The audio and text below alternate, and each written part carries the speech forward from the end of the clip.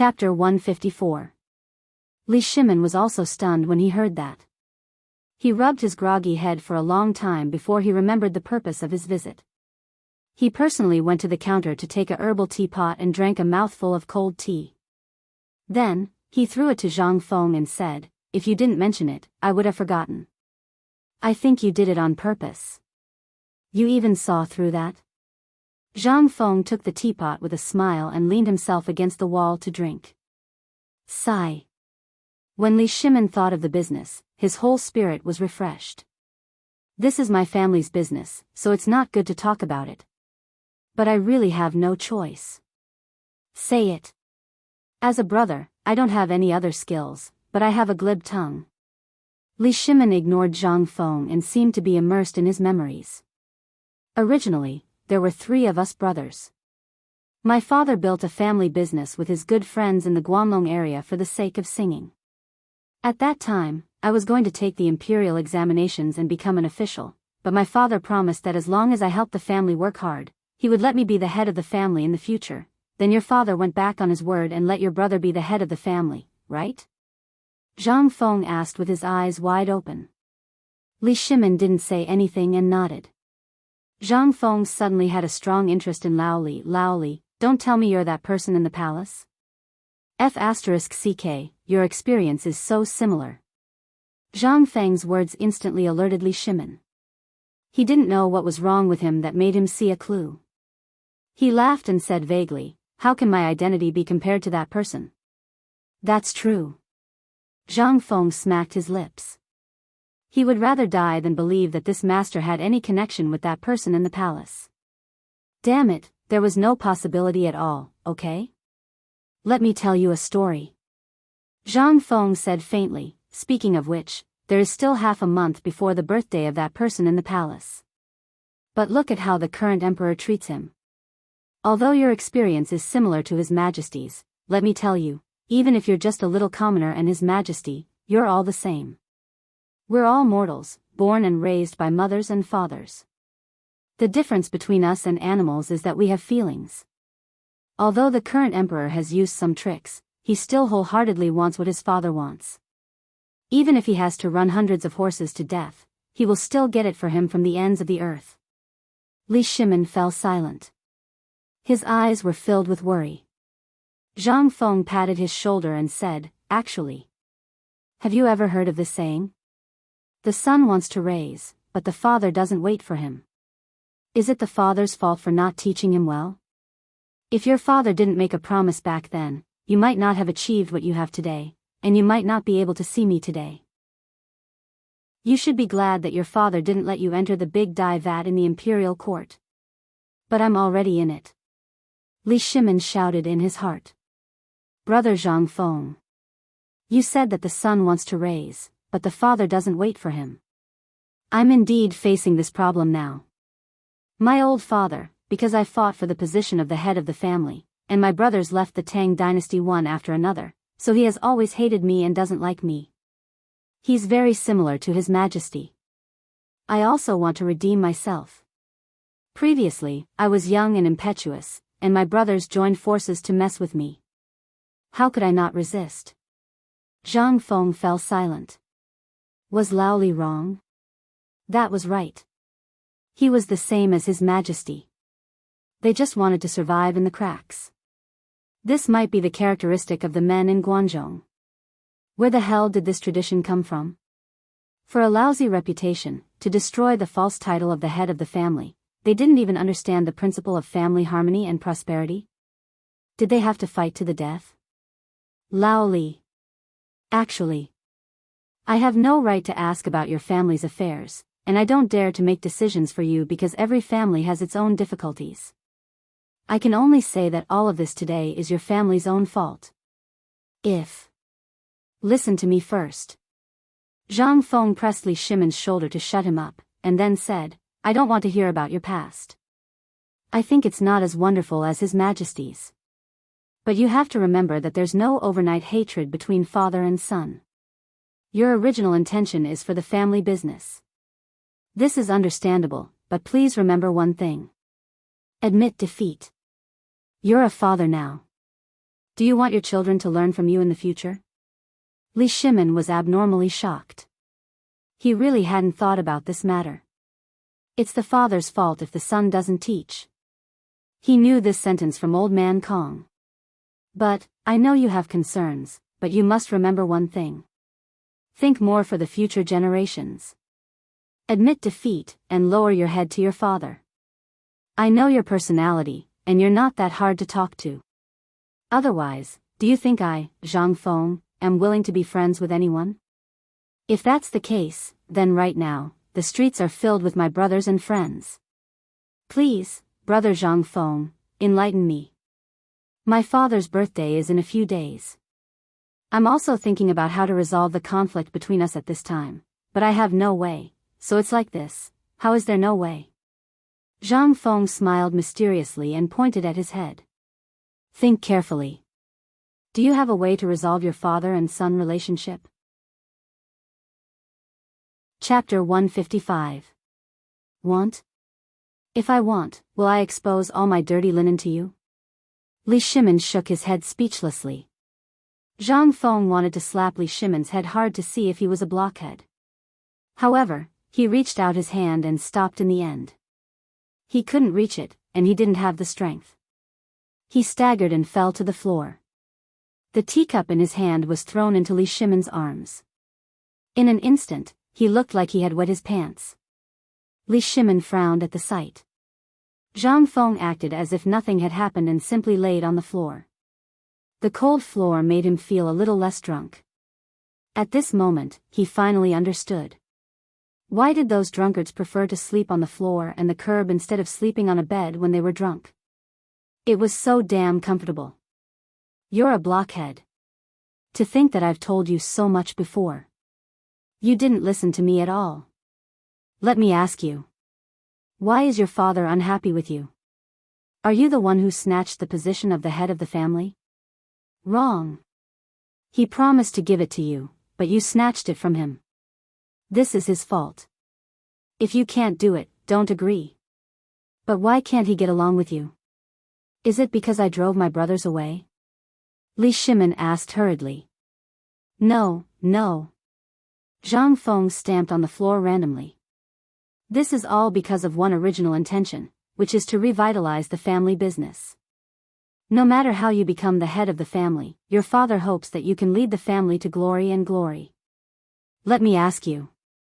Are you bringing glory to your ancestors now? Li Shimin was silent. He was deep in thought. Although your family business is nothing in my opinion, if you want to resolve the conflict between you and your father, let me ask you something. Before you came here, were you angry with your father? Yes. Because of the grain storage. That's it. Since he's willing to talk to you about business matters, it means that the conflict between you two can be resolved. As long as he doesn't care what I do, I'll just give him a cold shoulder. Zhang Feng was extremely thirsty. He pointed at his mouth. Li Shimin simply stuffed the spout into Zhang Feng's mouth. Li Shimin was shocked. Imperial father didn't ignore me. Although he was in the depths of the harem, he still cared about the people's livelihood. Then, if I were to make all my plans. I got it. Brother, do you mean that if we tell him all our plans and prove that we are working hard for the sake of the family, our conflict will be resolved? If you don't want your father to be angered to death by you at his birthday, then go ahead and say it. Zhang Feng was speechless. I said you have a pig's brain, and you really do have a pig's brain. Where is your business sense? It's really hard for me to imagine how big your business is. How can you ask such a stupid question? Li Shimin was instantly ignited. Alas. Damn you, is this how you talk to your old brother? Do you look down on your old brother so much? I'm already having a headache, so why don't you come up with an idea? Are you insulting me? Hey. It seems that it's a good thing that you can lose your temper. Zhang Feng smiled embarrassedly. Before this matter is confirmed and the contract is signed with Xinla, as well as the matter regarding Tufan, we have to wait until the contract is signed. Until the deed is done, don't tell anyone. Otherwise, you can go find a crooked tree. What for? Li Shimin was confused. This crooked tree, however, Li Shimin instantly understood. He was so angry that he blew his beard and glared. However, Zhang Feng didn't wait for him to lose his temper and said, "From the way Jinla's people came today, I can see that this is a good day. For the birthday of the person in the palace, you have to seize the time and try to drag the emperor or Zhangsun Wuji down in these 2 days, no matter the cost. In this way, you can sign the contract. It's best if the contract is signed by Tubo, Tuyuhun, and Jinla. I'm sure that the main reason why Tubo and Tuyuhun are here is because of this." "Are you so sure?" "I'm so sure." Zhang Feng was certain. This matter has been left unchecked for a long time. I think it's already June. Logically speaking, they should be freaking anxious, but they haven't done anything. That means they're waiting for the drought in Longyu Dao. Li Shimin was also shocked. He thought carefully for a while. In his mind, the list of tributes presented by Tubo and Tuyuhun's envoys appeared. He didn't notice it before, but now that he thought about it carefully, it was really more sumptuous than before. Could it be that what Zhang Feng said was true? This time, they wanted to use the birthday of the retired emperor to confirm this matter? How confident are you? Li Shimin grabbed Zhang Feng, who was drinking water, and asked.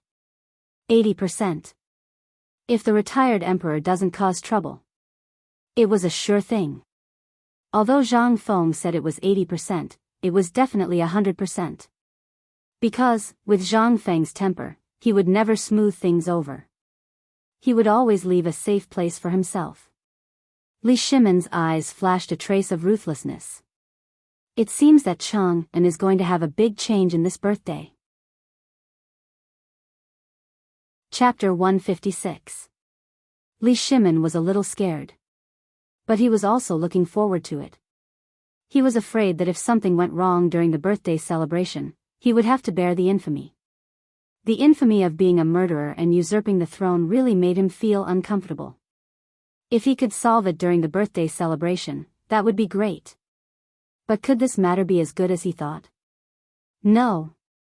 There were always some people who liked to see him fall, and even hoped that he would fall. Li Shimin was very clear about this. Thinking of this, Li Shimin could not help but clench his fists. This incident, everything was gathered at the birthday celebration, which also made Li Shimin feel deeply pressured this time. If he could overcome it, then the overall luck of the Tang dynasty would skyrocket. However, if something were to go wrong, he would be plunged into an irrecoverable trouble. The most important thing was that these plans could not be known to anyone. At this time, a trace of murderous intent flickered in Li Shimin's eyes. "Brother Zhang Feng, tell me, Lao Li, also know about this matter. Everything seems to be very colorful, but it is also very dangerous. If something goes wrong, then the birthday celebration of that person in the palace will be the day that Lao Li, will be exterminated. Just tell me how I should deal with this matter, and also solve the conflict between my father and me." Zhang Feng sobered up a little. Actually, this matter still depends on one person. Who? Zhangsun Wuji. Lao Li, don't you know that this matter has actually been in our plan from the beginning? Plan? There was a plan from the beginning? Li Shimin immediately became spirited and quickly asked, "I'd like to hear the details. Regarding this matter, you've always stood on your own side, but you've forgotten to look at the overall situation. Even until my death, I've been mentioning Zhangsun Wuji. Could it be that you don't understand why I must have you go find Zhangsun Wuji?" A buzzing sound was heard. Li Shimin had thought through all his problems. Why did Zhang Feng keep saying that the people should not fight with the officials? Why did he keep stressing that they had to take a small share and let Zhangsun Wuji and the royal family take the majority? Why did he keep emphasizing it? Now, he finally understood. Zhang Feng had been plotting all along. It was a path where he could advance and sweep everything before him, and if he retreated, he could retreat safely. Although he was drunk now. However, his words still shocked Li Shimin. He had thought of all the possibilities. What was Zhang Feng thinking? How did he manage to strategize? Could it be that he had been plotting and weaving a net ever since the first time he fell in love with Long Yudao? He was aghast. He also wanted such an ability. Although he and Zhang Feng were now brothers, he also knew that Zhang Feng was teaching him. He was teaching him everything. During this period of time, Zhang Feng was like a mentor, opening many windows for Li Shimin. However, he was a little hesitant. He fell into Zhang Feng's flowery words and lost his ability to strategize. He also ignored Zhang Feng's words. Zhang Feng was teaching him how to rule a country. Li Shimin looked at Zhang Feng, who was leaning against the wall in a daze. He wanted to ask, but in the end, he could not say anything. He struggled to help Zhang Feng up, put together 2 or 3 long stools, and laid him flat on it. At this moment, Zhang Feng woke up. Instead of saying that he was awake, he had not slept all this time. Lao Li, we are brothers, aren't we? Your business is our business. Actually, from the moment I saw your face when you came in, I knew that you were lost. Remember this, the way of business is the way of the wolf. I believe you know about the animal called the wolf, right? Think of yourself as a wolf. Although you are in the middle of a storm, you still have to control the overall situation. This is very important. This is very important for the continuation of the whole tribe. You have forgotten what it looks like. I know. Li Shimin now felt like he had returned to the time when he was a teenager studying. He humbly remembered these 2 words. The way of the wolf. Come on. I'm very sleepy, so you should go back quickly. Don't let your wife wait too long. On the day of your father's birthday, remember to send a waiter to my shop. I'll personally prepare a table of delicacies that you've never tasted before. Hee, let me tell you another thing. There is no problem that cannot be solved with a meal. If it can't be solved, then 2 meals. The old man is now enjoying his life in peace. This meal is very important. No matter how big the conflict is, I guarantee that your father will call you brother after drinking 3 jars of good wine. Before he finished speaking, Zhang Feng fell into a deep sleep. Li Shimin looked at the sleeping Zhang Feng and then looked outside. Unknowingly, the outside was already brightly lit, and an oil lamp was lit in the corner of the restaurant. It must be Wei Shuyu's doing, right? He looked at Zhang Feng again, took off his coat and put it on him. Then he said thank you and quietly closed the door and left.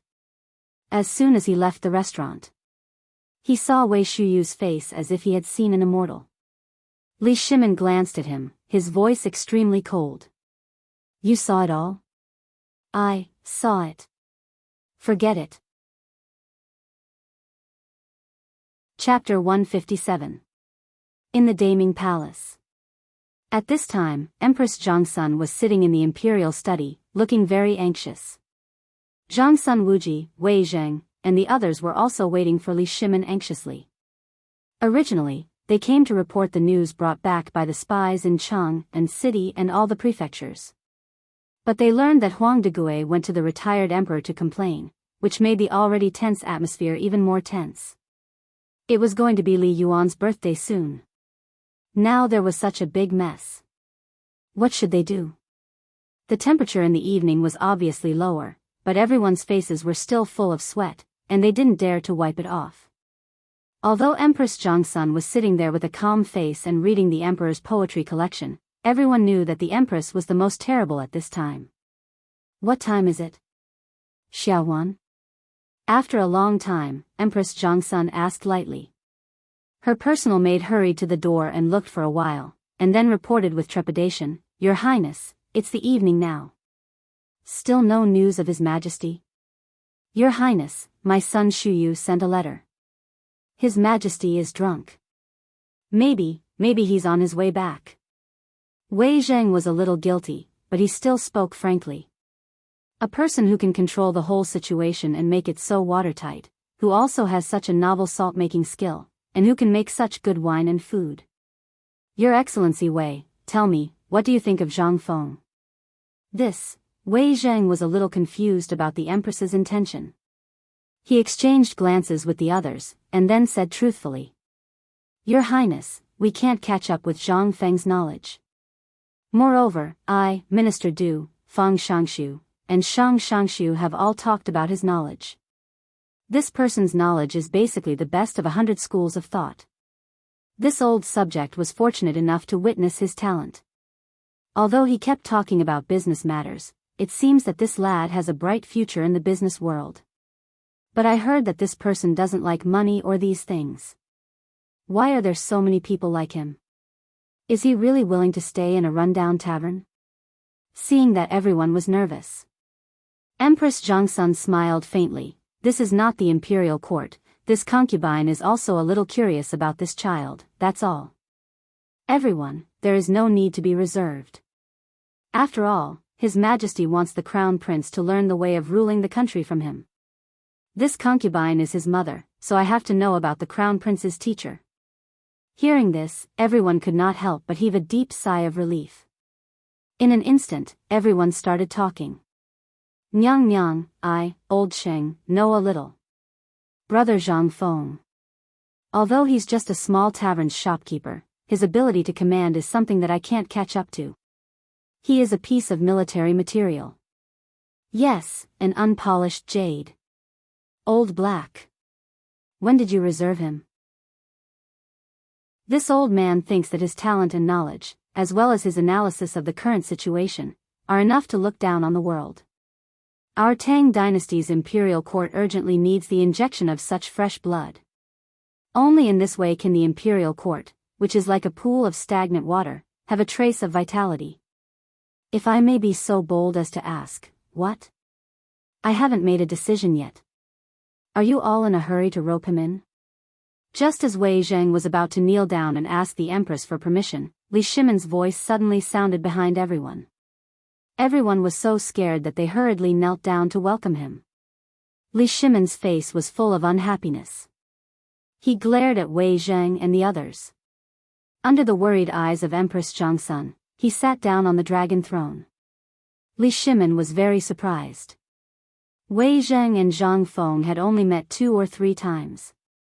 How could such an upright and plain-spoken person like him be willing to lower his noble head and humbly beg the Empress for Zhang Feng's sake? How rare. This was truly a rare sight. From this, it could be seen that Zhang Feng's charm was very strong. I know that all of you are thinking of the Tang dynasty, but let's talk about this later. I have an extremely important matter to discuss now. Empress Zhangsun heard this. She stood up and said, Your Majesty, I'll take my leave first. As the Empress left, everyone's eyes were burning. Everyone knew why the Emperor left the palace this time. They couldn't tell whether the Emperor had solved this matter or not, but from his words, they could tell that he was in control of the whole situation. Everyone couldn't help but breathe a sigh of relief. Your Majesty, have you found a way to solve the problem with the retired Emperor? Let's not talk about this first. There's another matter, which is more important than this. If it goes well, the Tang dynasty will immediately enter a prosperous era. If it fails, the Tang dynasty will face a disaster. What? A disaster? Everyone was shocked. Was it really so serious? What was it? Did the Turks march southward? No. I just received the news that Longyu Road didn't receive any sign of the Turks' army. There was no one else except for the group of envoys who came to the capital. Everyone was anxious. But they couldn't figure out what was going on. However, Li Shimon heaved a long sigh. I saw the Crown Prince and Princess of Jinla entering a tavern today. Chapter 158. Jinla. Isn't that the small country on the border in the south? Your Majesty, the Jinla diplomatic group is in Honglu Temple today. The envoys from other countries are basically in Honglu Temple, accompanied by Minister Yan Jin of Honglu Temple. We didn't find the Jinla diplomatic group going out. No. As Fang Xuanling's voice fell, Du Ruhui's eyes darkened. Today, when this old subject received the imperial order to receive the foreign envoys, I found that they brought many people of the same generation. I heard that they wanted to experience the glory of the Tang dynasty, so this old subject let them out of the palace as usual, The more Du Ruhui spoke, the paler his face became. The tavern was a secret in everyone's heart. It was actually discovered by the Zhenla people, and it was even seen by the emperor. This was serious. Du Ruhui was ready to punish, but Li Shimin waved his hand indifferently. This matter is not your responsibility. I was careless. I also didn't expect them to sneak into the tavern, but I found something interesting. Speaking of this, Li Shimin actually smiled slightly. Can you guess how miserable the crown prince and princess of Zhenla were when they came out? Zhang Feng actually robbed them clean. What? Wei Zheng was shocked. If this matter alarmed the Zhenla diplomatic group, the tavern was bound to be exposed. But Li Shimin was still very indifferent. He waved his hand and said, I was also worried before, but when I finally entered the tavern, I found that this kid actually liked that Princess Zhenla. Everyone was stunned when they heard this. Zhang Feng liked that kind of person? Oh my god. This taste? Qing Yaojin smacked his lips. Brother Zhang Feng, you should have said so earlier. If he likes this kind of person, wouldn't it be better if I bought hundreds of huji and sent them to him? Li Shimin glared at him. I was also wrong about this matter. Maybe I was thinking too much. Zhang Feng actually blushed for the first time, ha ha ha ha. Li Shimin wanted to laugh when he thought of Zhang Feng's embarrassed look. Everyone was even more confused, but they felt that it was awesome. She wondered if she should send some women to Zhang Feng to satisfy his cravings. Li Shimin shook his head. Let's not talk about this for now. Actually, these are all my guesses. Don't try to use them to make up stories about him. However, I learned of two important things today. If he hadn't gotten drunk with Prince Zhenla, and if I hadn't poured him a jar of wine and made him drunk, I wouldn't have known that he knew so much. At that time, when I heard about this, I was so shocked that I broke out in cold sweat. Everyone was even more confused. What kind of major event was this? It actually made the emperor, who was always calm and collected, break out in a cold sweat. Your Majesty, are you saying that this matter is related to Zhenla? Zhang Sun Wuji asked softly. Yes. This matter is indeed related to Zhenla. Brother Zhang Feng had a few ideas. He squeezed out all the valuable items from the crown prince and the princess. When the two of them left, they still kept the calligraphy that Zhang Feng gave them as if they were treasures. I knew that something big was going to happen. Sure enough, Zhang Feng has another big plan. Zhenla is in the sea and is surrounded by water on all sides. There are many waterways and, correspondingly, there are also many aquatic products. Let's not talk about these. These are all trivial matters. Also, he said that the spices in that place were used by the Aboriginals as firewood after some minor adjustments. These are all important points. The important point is, he found a salt mine in Zhenla. Li Shimin briefly said what he knew in one breath. Although everyone was dumbfounded, they were still waiting for the emperor to speak. Although they wanted to ask, they didn't dare to interrupt the emperor's mood. They had seen the emperor's gloomy face earlier today. Now that he was in a good mood, no one dared to ruin it. Seeing that no one asked, Li Shimin felt a little bored. He picked up Empress Jiangxuan's teacup and drank a mouthful. Do you know how big the salt mine is? We are stupid and don't know. Everyone said in unison. Li Shimin shook his head and didn't blame them. One must know that when he heard about it, he almost fainted from shock. Thinking of this, Li Shimin imitated Zhang Feng. His expression was dignified, but he waved his hand majestically and said, "Come on, give me a seat. I'm afraid that you will faint when you hear about this, so be prepared." Everyone was dumbfounded. Wasn't it just a salt mine? Was there a need for this? Although everyone cursed in their hearts, they still thanked him and sat down. At this time, Li Shimin said mysteriously, "Fang Xianling, tell me about the landscape of Zhenla." Your Majesty, according to the information we got, Zhenla is surrounded by water on 3 sides. There are a total of 21 cities with a total population of about 300,000 people. They are basically distributed in the north, east, and west of Jinla. As for the south, I heard that it's a barren land where birds and beasts are extinct. Yes. That's the place where birds and beasts are extinct. Minister Fang, how big is that place? Fang Xianling seemed to have thought of something and hurriedly said, it's almost twice the size of Chang'an. Twice the size. Li Shimin was secretly surprised. However, he was more convinced of Zhang Feng's words. That place is where the salt mine is located. Zhang Feng said that the salt there is enough for the 5 million families of the Tang dynasty to use for 500 years. Can you guess what price Zhang Feng paid to get it? A cart of salt and 10 caddies of grain. Dong.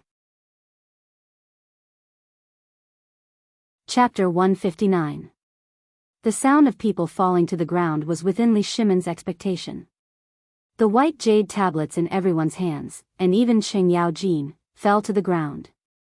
As for those who didn't fall, their faces were pale, and their bodies were trembling. 500 years. What was the effect? Millions of families. 500 years? Wei Zheng and the others couldn't help but groan. Once upon a time, they didn't dare to ask for that. They were only willing to use a little bit of poisonous salt on important days. But one day, the people of the entire Tang dynasty could use it in their sleep. This, they thought they were dreaming. Li Shimin was the same. Don't worry about it. When I first learned about this matter, I was also like this. Now, you all know that Zhang Feng, you, and I have mastered the art of making salt. What is this? This is the lifeline of the Tang dynasty. We only need to use a little method to get countless things that others think are waste. Then, we can refine them a little and make them into non-toxic and harmless fine salt. What do you think of this business? Your Majesty, there is so much salt, and the art of making salt is not a profound secret art. Moreover, it is so far away. If someone is interested, they can find out about it after a little inquiry. What if Jinla or other countries steal it? What do you think? Wei Zheng asked the doubt in his heart. Li Shimin waved his hand. I also asked about this matter, but Zhang Feng only said one sentence, spread the wealth. The salt collected can't be used. But the amount of salt we can make is not something that anyone can control. We get the first batch of salt and sell it to other countries. Then, we quietly refine the salt and sell it to ourselves. Although there are some differences in the color, after grinding, it will be snow white, right? No matter who it is, they won't be able to see the difference. Only we know that it is actually poisonous salt. What do you think of this plan? Li Shimin narrowed his eyes and asked. Vicious. Your Majesty, everyone knows that poisonous salt can't be used. If anyone eats it for more than a year, even a strong man won't be able to lift a stone. Although the refined salt doesn't have that much poison, it's still harmful. This. If someone were to find out about such a vicious plan, the consequences would be unimaginable. No way. Li Shimin waved his hand confidently. I've asked Zhang Feng about this matter. He said that the first dish of salt is fine. At most, after eating it for 10 or 20 years, one will develop a neck disease. Furthermore, at that time, there will be problems with one's constitution. Everyone was shocked. It would take 10 to 20 years for the problem to be discovered. They didn't dare to think about it. He had also thought things through. With Li Shimin's narration, everyone's eyes couldn't help but light up. It seemed that Li Shimin was getting drunk. Or perhaps he was a little tired. He waved his hand and asked Wei Shuyu to come forward. I'm a little tired. You can ask Wei Shuyu about the details. We'll settle the details tomorrow morning. Tomorrow, we'll settle this matter and sign the contract for him. What do you think? Everyone looked at each other, then stood up and respectfully sent off Li Shimin. Then, Cheng Yaojin grabbed Wei Shuyu's Mingguang armor and asked, Boy, tell us, what did His Majesty and Zhang Feng talk about? If you don't behave, Lao Tzu will beat you to death. Wei Shuyu cried. She looked at Wei Zheng with pleading eyes. Wei Zheng pretended not to see. He said in a low voice, "Old Sheng, let's not scare the child. What if the child is frightened? Lao Tzu will fight it out with you." When Qing Yaojin heard this, his face immediately turned pale. He withdrew his hand embarrassedly, sat on the stool, and waited with his ears pricked up. With Wei Zheng's protection, Wei Shuyu became bolder.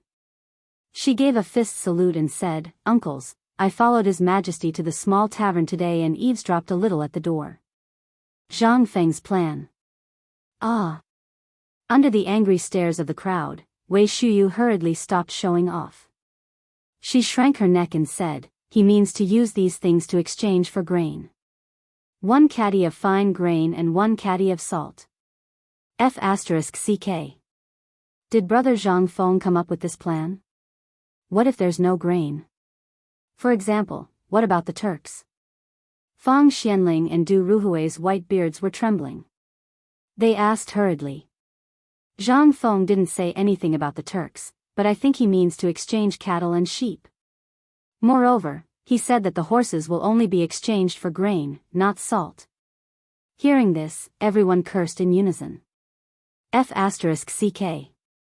I knew it. This bastard's plan is vicious. Using horses to exchange for salt. And it's this kind of salt. Ha ha ha, if Xieli and Tuli know about this, I really want to see their expressions. They're a race on horseback. Without horses, what can they use to fight the Tang dynasty? This is a good plan. But in the end, everyone understood. Because this plan was mentioned by Zhang Feng from the beginning. But they didn't expect that Zhang Feng wouldn't stop until the Turks were dead.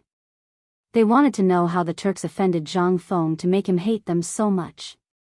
But let's not talk about Zhang Feng. Which one of them didn't hate the Turks? Under Wei Shuyu's baffled gaze, everyone burst into laughter for a while. Then, everyone fell silent. Wei Zheng sent Wei Shuyu away with a solemn expression and said, "Everyone, this matter is settled." It's settled. Let's do it. The bold ones are stuffed to death, and the timid ones are starved to death. This contract is signed. Chapter 160. Zhang Feng was very tired. Really tired. He had slept on the floor of the tavern for the whole night. At this moment, with one hand on the wall and the other on his waist, he slowly lay down on the recliner and felt a little better. "Damn Laoli, don't you know how to put me on the recliner?" Looking at the iron wine pot under his waist, Zhang Feng felt a toothache. He would never get drunk again. Damn it, it was too lonely to be alone. Zhang Feng supported his waist with difficulty, dragged the recliner, and slowly opened the door of the tavern. He hung a sign on the door saying that the tavern was temporarily closed. Then, he groaned and lay down under the crooked tree, going back to sleep. Laoli should have used his connections to go to Honglu Temple by now, right? If this matter succeeds, then Lao Tzu's plan will succeed. Wulin, is there a Wulin? Last night, even though he had gotten drunk, he still wanted to drink with her. But the guy on the roof beam, he saw it with his own eyes. He could climb up the roof beam without making a sound, and even point a crossbow at him. It seemed that Lao Li's family was also very deep. Zhang Feng had only seen people with such superb climbing skills on TV and in novels. Wuxia. Could it be that there were also Wulin people in this world? There was also Jianghu. Then, he had to think about it carefully. When the time came, would he go to the end of the world with his sword, or would he give up his power to the world, just as Zhang Feng was thinking about whether there was a Wulin in this world, and whether he should go to the end of the world with his sword.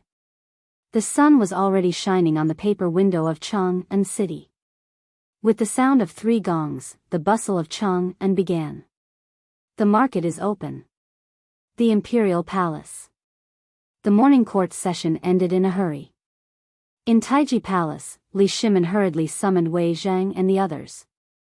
How did the discussion last night go? Do you think this contract can be signed? As Li Shimin's voice fell. Everyone in the hall couldn't wait to talk about it. Your Majesty, let me tell you. As for this matter, we need to endure it with Zhenla. At the very least, we have to wait until they can't wait any longer. No. Old man Fong, this matter can't be delayed any longer. If this drags on, everything will be over. The retired emperor's birthday is coming soon. If we can perfectly resolve this matter before the birthday, wouldn't the conflict between the emperor and the retired emperor be completely resolved? That's inappropriate. Fang Xianling waved his hand. He cupped his hands and said, Your Majesty, I thought about it last night and felt that there is something missing in this matter. We still haven't received confirmation from Tubo. If we agree to Zhenla first, what if Tubo survives the drought? Li Shimin knew that there were objections. He smiled faintly and said, Actually, we have also thought about this matter. I didn't sleep at all last night, but I believe that Prime Minister Wei can give everyone a satisfactory answer. He didn't believe that Wei Jing didn't ask about Wei Shuyu last night. Then he wouldn't be Wei Jing.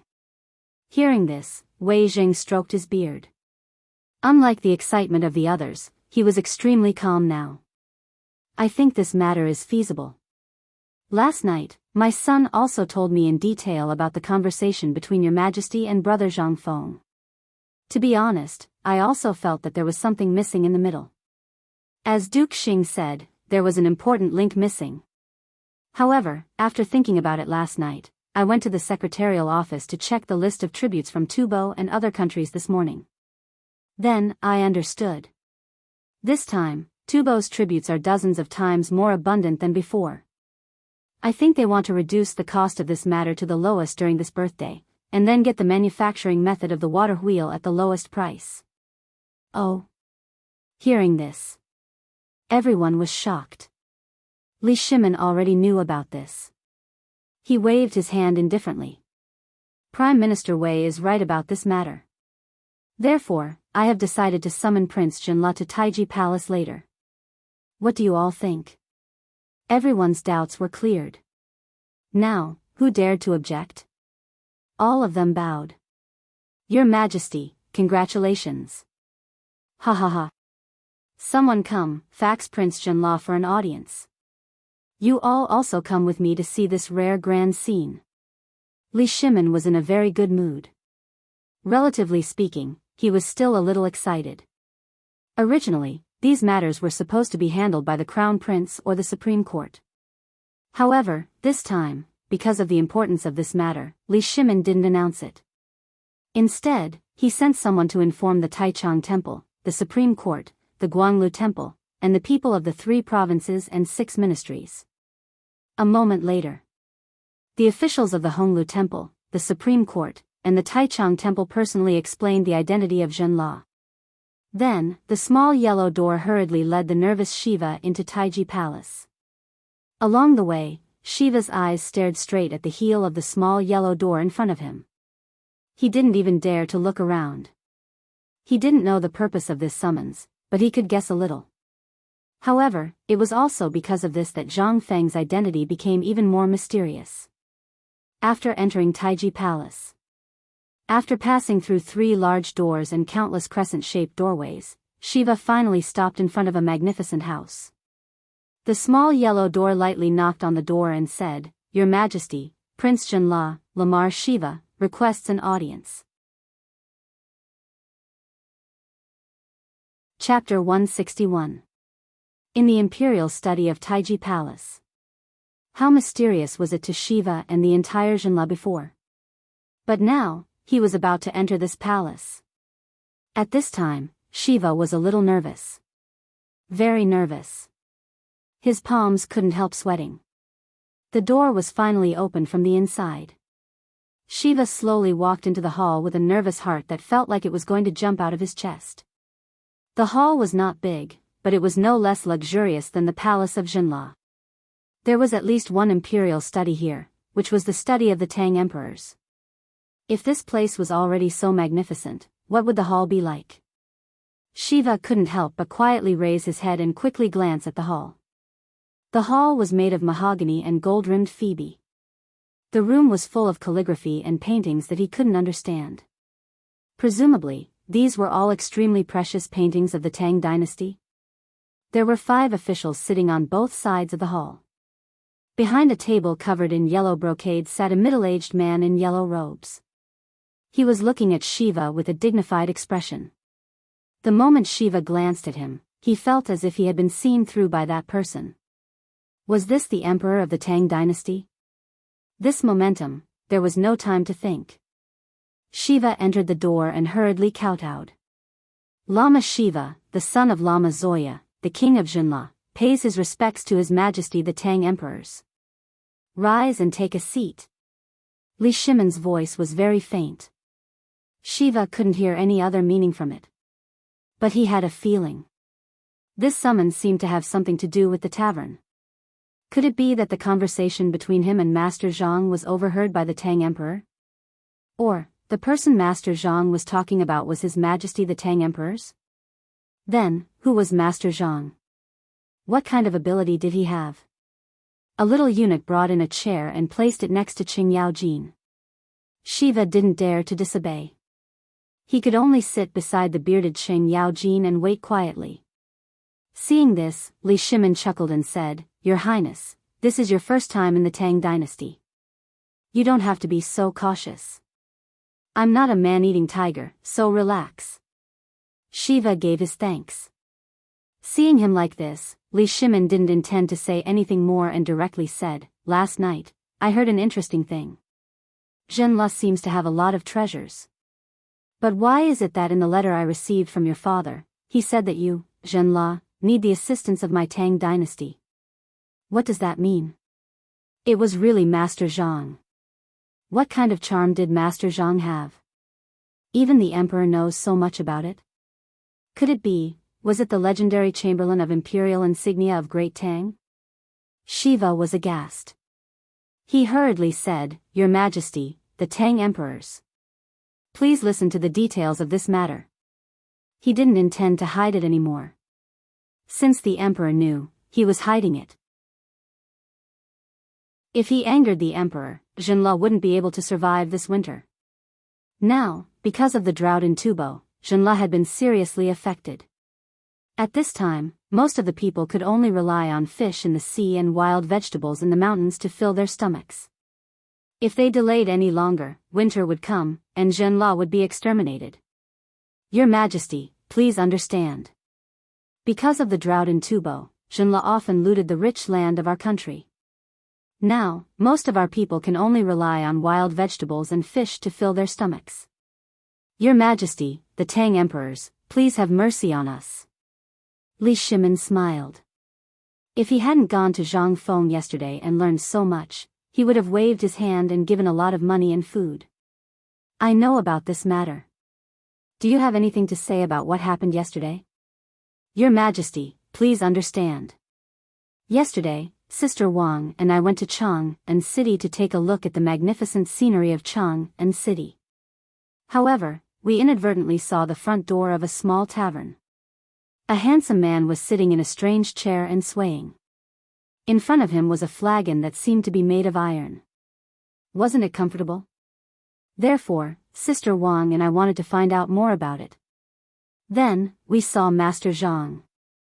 Hearing this, Wei Zheng and the others had a strange look on their faces. Seemed to be made of iron. What was that? Why didn't Brother Zhang Feng take it out? But among these people, only Zhang Sun Wuji touched his nose and was calm. Li Shimon glanced at him and understood. He asked, "I've heard about the place you mentioned, but don't you want to talk about the treasure mountain?" Shiva was sweating profusely. Your Majesty, please allow this humble subject to explain in detail. This humble subject didn't know about this before, but after Master Zhang's advice yesterday, this humble subject was enlightened. However, although these things are good, they are meaningless to our people. What we need is food. Wei Zheng narrowed his eyes and interrupted Shiva's words very mysteriously. He asked, "Your Majesty, you know the details. Your Majesty, what you want to know is, how are you going to deal with this matter?" How to deal with it? Did Shiva have a choice now? Last night, he thought that the person Master Zhang introduced might be a small businessman. But he didn't know that the person he introduced was the emperor of the Tang dynasty. Didn't he come here to see the emperor and then solve the famine problem? So, what choice did he have now? Shiva prostrated himself excitedly and said, Your Majesty, please establish an eternal trade with Jinla and save our people. Chapter 162. What else could Shiva ask for? Last night, because of this matter, he didn't sleep at all. He discussed with Jinla's delegation for the whole night, but in the end, they all hesitated. Because if it was an ordinary businessman, how could he have such a great method to solve the crisis in such a short time? And to ensure Jinla's safety? But now, he only wanted to give everything that Master Zhang said yesterday to the Tang dynasty. He only wanted to let the people live a good life and be free from Tubo's bullying. Li Shimin, Wei Zheng, and the others looked at each other and smiled. It seemed that brother Zhang Feng had arranged everything well. Li Shimin couldn't help but wave his hand and say, This matter, just do as you and brother Zhang Feng said. Someone will discuss the details with you later, but I want a guarantee. Can you make the decision? He was most afraid of being deceived. He wasn't afraid of Zhang Feng, but he was afraid that a little crown prince would make a decision on his own. If King Jinla didn't recognize the document of the Tang dynasty when he returned, it would be a little troublesome. Although it was easy to send troops to attack, it would lose Li Shimin's dignity as an emperor. That was why Li Shimin asked. Shiva hurriedly swore, Your Majesty, please rest assured. The goods you mentioned are useless if they can't be sold. Since His Majesty likes them, I believe that my father will definitely agree to this. Furthermore, before I came here, Father warned me that I must meet His Majesty and save Jinla. However, those stubborn rocks are everywhere in Jinla, especially the poisonous salt. That is something that has caused my Jinla a headache for a long time. Now that the Tang dynasty needs it, how can I refuse? In that case, when the retired emperor's birthday is over, you can go back and bring back King Jinla's handwritten document. Then, I'll agree to this matter. Li Shimin waved his hand. This matter was finally settled. Although it was a bit of bullying, it could make money. What he lacked most now was money. Although it was a little vulgar. However, money was needed everywhere in the Tang dynasty, and he was already struggling to make ends meet. If it weren't for the fact that he sold the water wheel blueprint for a little bit of money, it would still be a huge expense. Just as Li Shimin was about to leave, Shiwa hurriedly said, Your Majesty, I believe that there is no need to wait until the end of the birthday celebration. Last night, I have already ordered someone to send a message back to Jinla. I believe that before the birthday celebration, Father's handwritten letter will definitely arrive in Chang'an. All right. That's great. Since that's the case, to express our sincerity, my Tang dynasty will immediately send a caravan to Jinla. If this goes smoothly, I will sign a 100-year trade agreement with Jinla. How about it? Thank you, Your Majesty. Shiva hurriedly bowed. Li Shimin waved his hand, and Shiva left in a hurry. A moment later, Li Shimin asked with a serious voice, My dear ministers, what do you think of our business relationship with Jinla? I think it's feasible. If the problem of salt is solved, it will be an unprecedented feat for our Tang dynasty. Congratulations to Your Majesty. Congratulations to the Tang dynasty. Everyone cheered in unison. But then, Du Ruhui and Zhang Sun Wuji looked at each other and said, Your Majesty, although the matter with Jinla has basically been settled, once the trade agreement starts, the matter of money. I'm afraid that money is a big problem, but I think it should be enough for the time being. Moreover, this matter will be carried out in Chang'an, and it will definitely attract Tubo's attention. At that time, they won't dare to wait and see anymore. At that time, we can sit back and relax. However, the prerequisite is that before that, we have to shoulder the burden ourselves. This old official is a little worried. Why don't this old official go and ask brother Zhang Feng? Du Ruhui and Zhang Sun Wuji said. When Zhang Sun Wuji mentioned Zhang Feng, Li Shimin couldn't help but ask playfully, Zhao Guogong, what does brother Zhang Feng's pot look like? Have you seen it before? No. What pot? I don't know. Zhang Sun Wuji played dumb in a very bored manner, and this caused everyone to twitch their lips. They wondered if they should go to Zhang Feng's tavern next time to find a treasure. After everyone left, Empress Zhang Sun came out from the back door of the screen. She looked at Li Shimin and asked worriedly, "Second brother, isn't this a little inappropriate?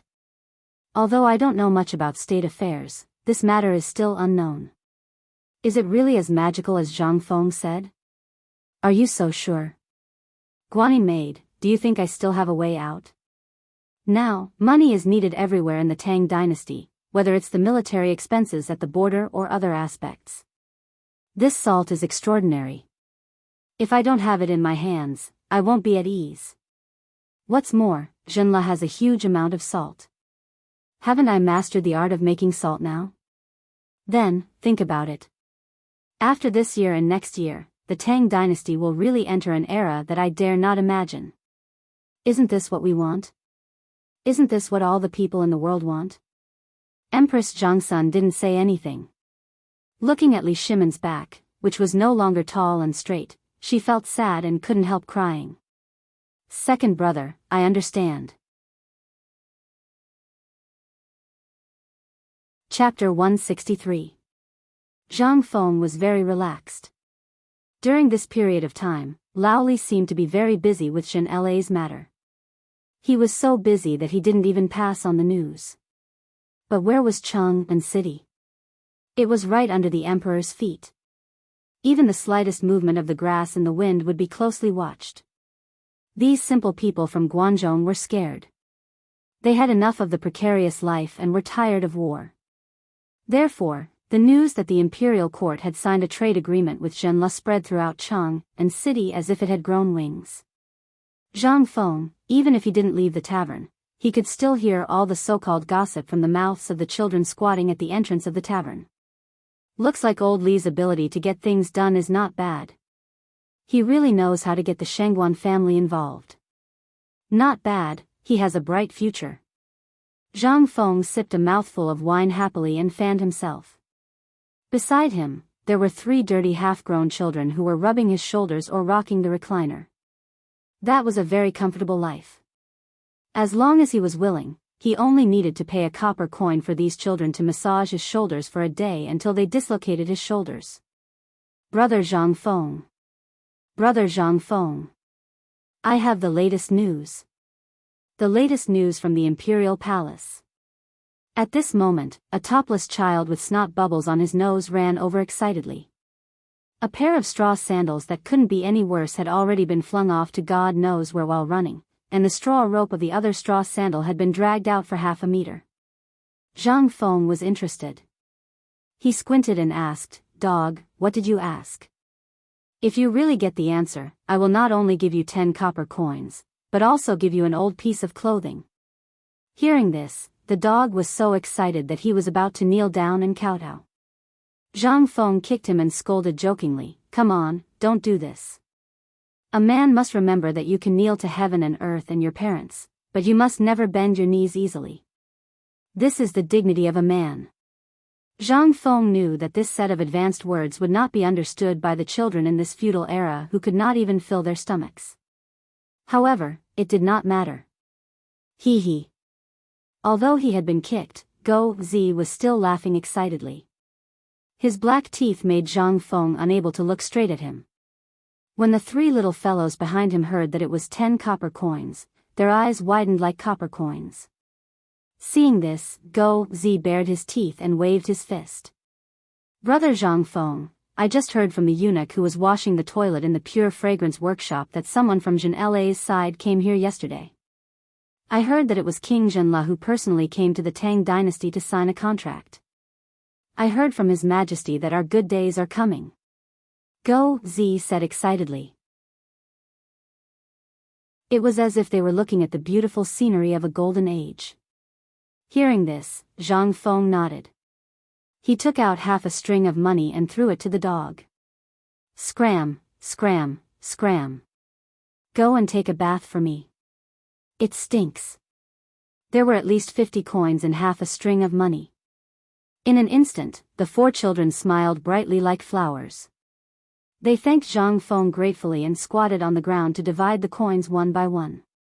After that, Go Zi sucked his snot bubbles and stared at Zhang Feng with a silly smile. Zhang Feng pointed at the tavern with his palm leaf fan speechlessly. Go, it's on the counter of the tavern. Go and get it yourself. Those were Lao Li's clothes. Zhang Feng did not mind giving them away. These were simple and poor children who were still slaves. Basically, Zhang Feng's source of information depended on them. As for these little fellows, they basically relied on Zhang Feng's leftovers and the money he gave them to feed their entire family. Regarding this, Zhang Feng did not have the slightest bit of psychological burden. He was a modern man. He could not bear to see people like this. Especially these children. Basically, they were the same age as his younger brother in his previous life. Looking at them holding the money and running back happily, Zhang Feng smiled knowingly. Brother, are you okay over there? Remember to take good care of Lao Tzu's parents. Brother. The sudden call of a brother made Zhang Feng tremble. He rubbed his eyes and looked over. Only then did he see Go Zi holding the clothes in his hands and looking at him in shock. Zhang Feng's eyes moistened. Then, he shouted impatiently, "What's wrong? Why aren't you leaving?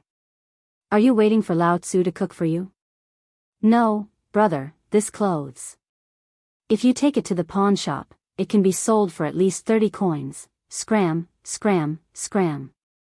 That was thrown away by someone else. I said I'll give it to you, so I'll give it to you. Lao Tzu, I don't lack that money." Go Zi left. However, he no longer had his usual cheeky smile. Instead, he shrugged his shoulders. When he turned the corner, he even knelt on the ground and kowtowed 3 times to Zhang Feng. "Brother, son Go Zi, will repay your life-saving grace with my sister's life in the future." Although the money and the shabby clothes were really nothing to him, he still had a lot of money. But what he didn't know was that these youths that he had inadvertently saved out of boredom today, when he set foot on that land 10 years later, these youths had really risked their lives to save him from a pile of corpses. Among them, even though Go Zi's lower body was chopped off, he still used his mouth and hands to save the unconscious Zhang Feng. Chapter 164. The small tavern was still as lonely as it was in the beginning. Rich people looked down on such a vulgar and dilapidated place, and poor people could not enter.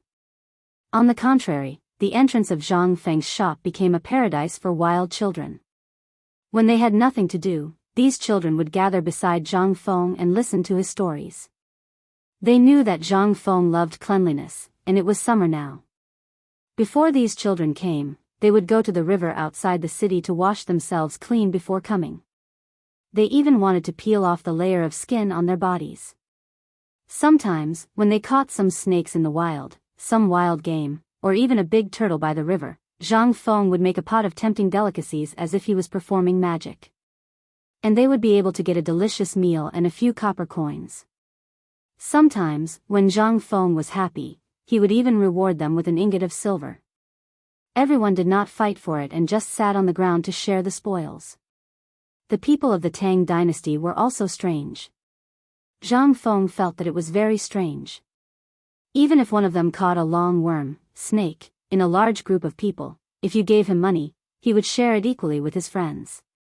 This kind of spirit made Zhang Feng very touched. Sometimes, when there was no information that Zhang Feng needed for a day, they would climb up the treetops or squat at the city gate. They would stare at the city gate with their eyes wide open to see if there were any high-ranking officials, nobles, or prostitutes. The bearded man came. Sometimes, when there was no information at all, these children would even squat in the corner and cry. Perhaps this was a kind of spirit. It was a spirit that modern society had forgotten. However, Zhang Feng did not care.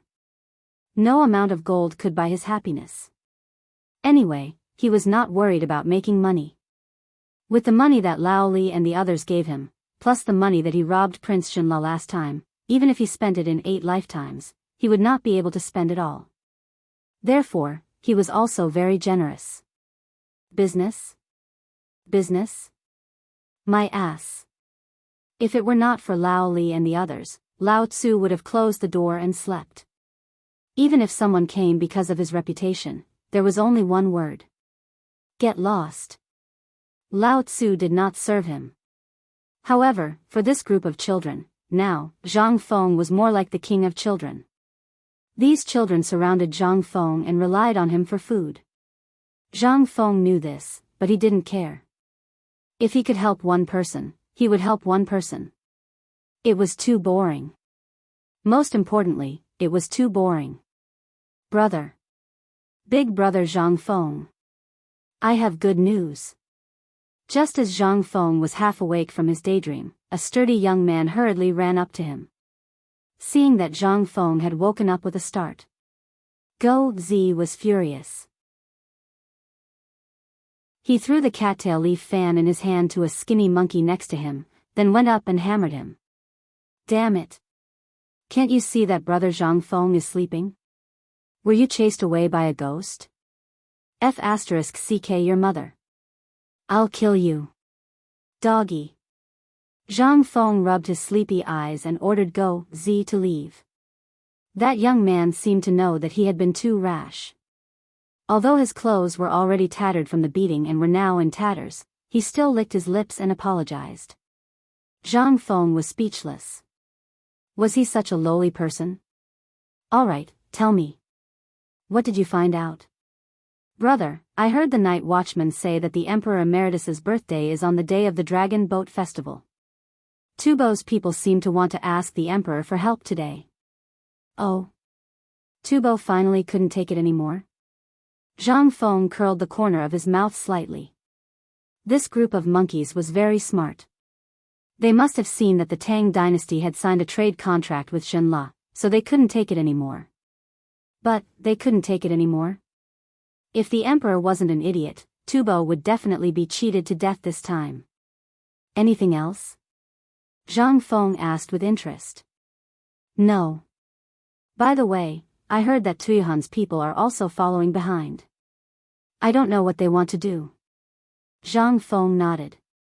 Finally, he fumbled in his clothes and threw the most expensive silver ingot to Go Zi. He stared at him and said, Go and apologize to Zhu Zi.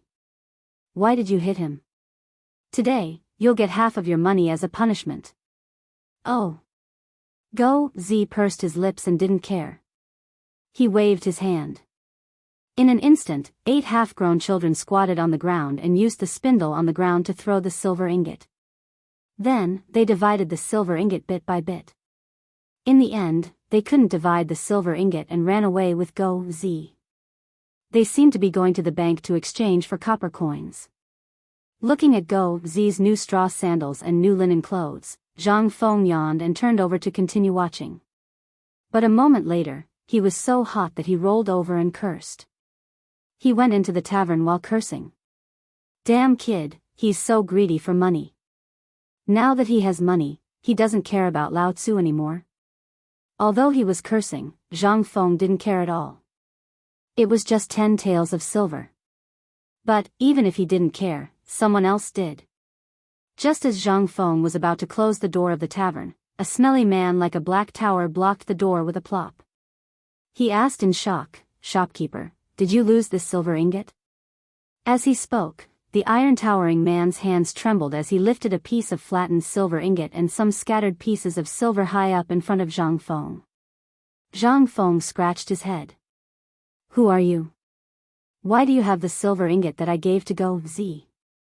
If you dare to take it, believe it or not. Without waiting for him to finish. The man like an iron tower knelt on the ground and asked in a choked voice, Shopkeeper, did you really give this money to Zhu Zi? This was a simple Tang person. Zhang Feng hurriedly tried to help the man up, but no matter how hard he tried, he couldn't help the man up. Zhang Feng was so angry that he pointed at the man and shouted, I gave it to him. What's wrong? Are you trying to extort money? No, benefactor. I am Zhu Zi's father. Previously, Zhu Zi brought back money from time to time. I didn't know where he got it from. Today, I finally know. But the money today is too much. I don't deserve it. Get lost. I gave this money to Zhu Zi and the others, not to you. If you don't want it, Lao Tzu won't give it to you. Give it back to Zhu Zi. Otherwise, Lao Tzu will report you to the authorities and put you in jail. After saying that, Zhang Feng didn't even bother to close the door. He dragged the recliner and walked into the kitchen, ignoring the man. The man choked with sobs. His whole body trembled as he kowtowed a few times. Then, he gently wiped the place where he just knelt, closed the door and left. Benefactor, thank you.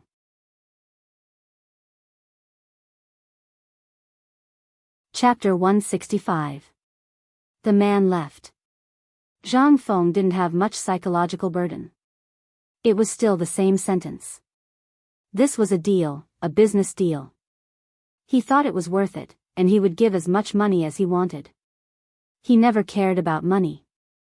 This thing, he couldn't bring it with him when he was born, nor could he bring it with him when he died. If he didn't use it, what should he do? Throw it away? He wasn't stupid. Moreover, he knew that Zhu Zi's father was a man with a hard life. Although the news this time was useless, it was enough to hear about it. Moreover, he really couldn't bear to see this. He did all this for no other reason than to help as much as he could within his power. This was enough. As for what others said, he couldn't care less. Coming out of the kitchen, he prepared a big bowl of noodles, opened the door, squatted at the door of the small tavern, and ate it noisily. However, at this moment, a pair of dark little hands held an egg and held it in front of Zhang Feng. Accompanied by the sound of swallowing saliva, she said charmingly, "Brother, mother said that this egg is for you." Zhang Feng was dumbfounded. He raised his head, sucked the noodles into his mouth, and looked carefully. An 8-year-old little girl wearing tattered clothes, and even some clothes that didn't cover her body, was looking at him timidly. Zhang Feng's nose twitched. How could he still eat? Looking at the egg, which was still warm, Zhang Zian smiled. Looking at the little girl, he asked, "What's your name?" "I don't have a name. My mother called me Steamed Bun. She said that it's easy to raise." The woman's timid words made Zhang Fengji deeply shocked. Looking at a woman hiding in the dark not far away, Zhang Feng touched Steamed Bun's head. Seeing that she was still staring at his bowl and swallowing saliva, Zhang Feng asked, "Steamed Bun, are you hungry?"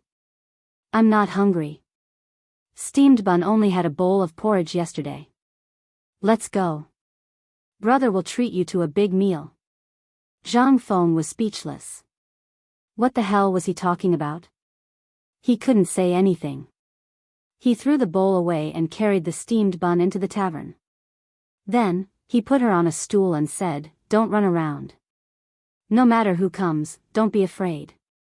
Don't be afraid, or I will get angry." "Oh." Steamed Bun seemed to be very scared.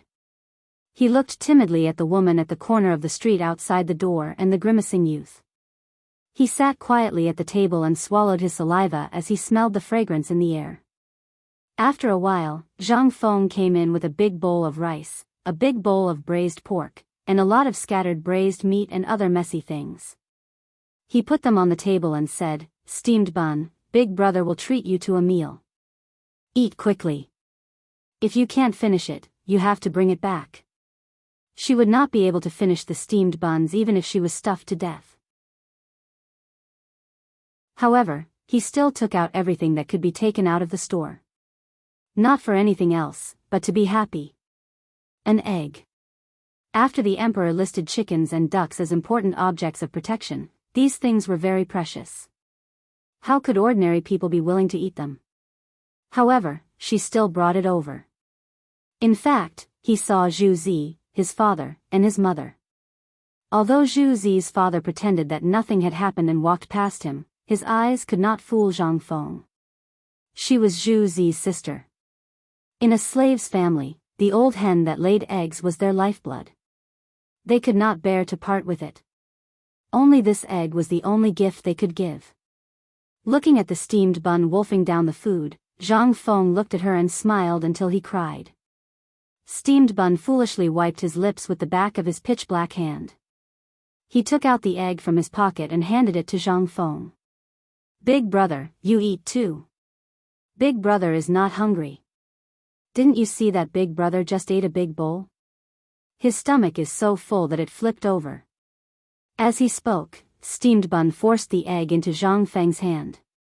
Big brother, eat it tonight. Or eat it during the new year. Steamed Bun has never eaten this before. I heard that this is very delicious. Okay. Big brother will keep it for the new year. Steamed Bun ate very quickly. Zhang Feng looked at Steamed Bun carefully. The hand holding the egg was so hot that it was trembling. He had been at a loss before. But today, he knew what he had to do. He had to set up a cooperative. If Lao Li did not come tomorrow, Lao Tzu would beat the drum and look for him all over the city. Damn it, no one could stop Lao Tzu from setting up the cooperative this time. Even if the emperor came, Lao Tzu would not be able to get it out. Zhang Feng was excited. He had mentioned the cooperative before. It seemed that Zhang Sun Wuji was very concerned about it. Even the emperor was very concerned about it. However, for some reason, there had been no movement. Perhaps it was preparing for Jinla and the Emperor Emeritus Christmas? But Zhang Feng could not wait any longer. There were so many people hungry now. He could not bear it. He had to set up a cooperative. Otherwise, with the current economic situation of the Tang dynasty, even if the Yu8 Jinla opened up a mutual exchange, it would be useless. No money. And in this way, would Tubo be a vegetarian? If you don't have money, others will take care of it for you. How would you make any money? Not only that, all the plans he had made before would be ruined. A single egg suddenly made Zhang Feng feel that something was wrong. Steamed Bun ate very quickly. As if she was afraid that she would disturb Zhang Feng by smacking her lips, she basically swallowed when eating. Her small face was red. Zhang Feng smiled and rubbed Steamed Bun's head. He watched her burp and put down the small bowl. Zhang Feng put down a full bowl of rice and a bowl of vegetables and roared, "Zhuzi, get over here."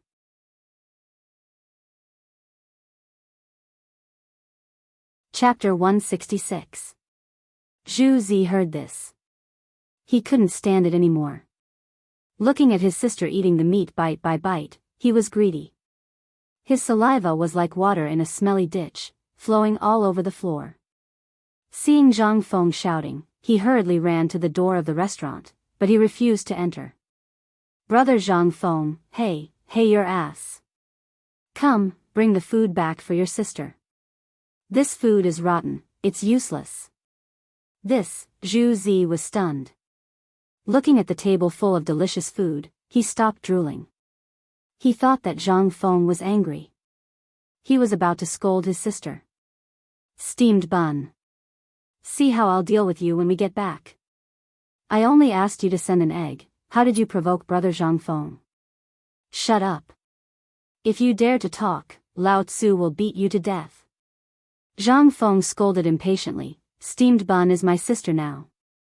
If you dare to bully her, I'll break your leg. Take the food and go. Lao Tzu wants to take a nap." How could Zhu Zi not know Zhang Feng's temper? He had a sharp tongue but a soft heart. Once he decided on something, he wouldn't change it even if he died.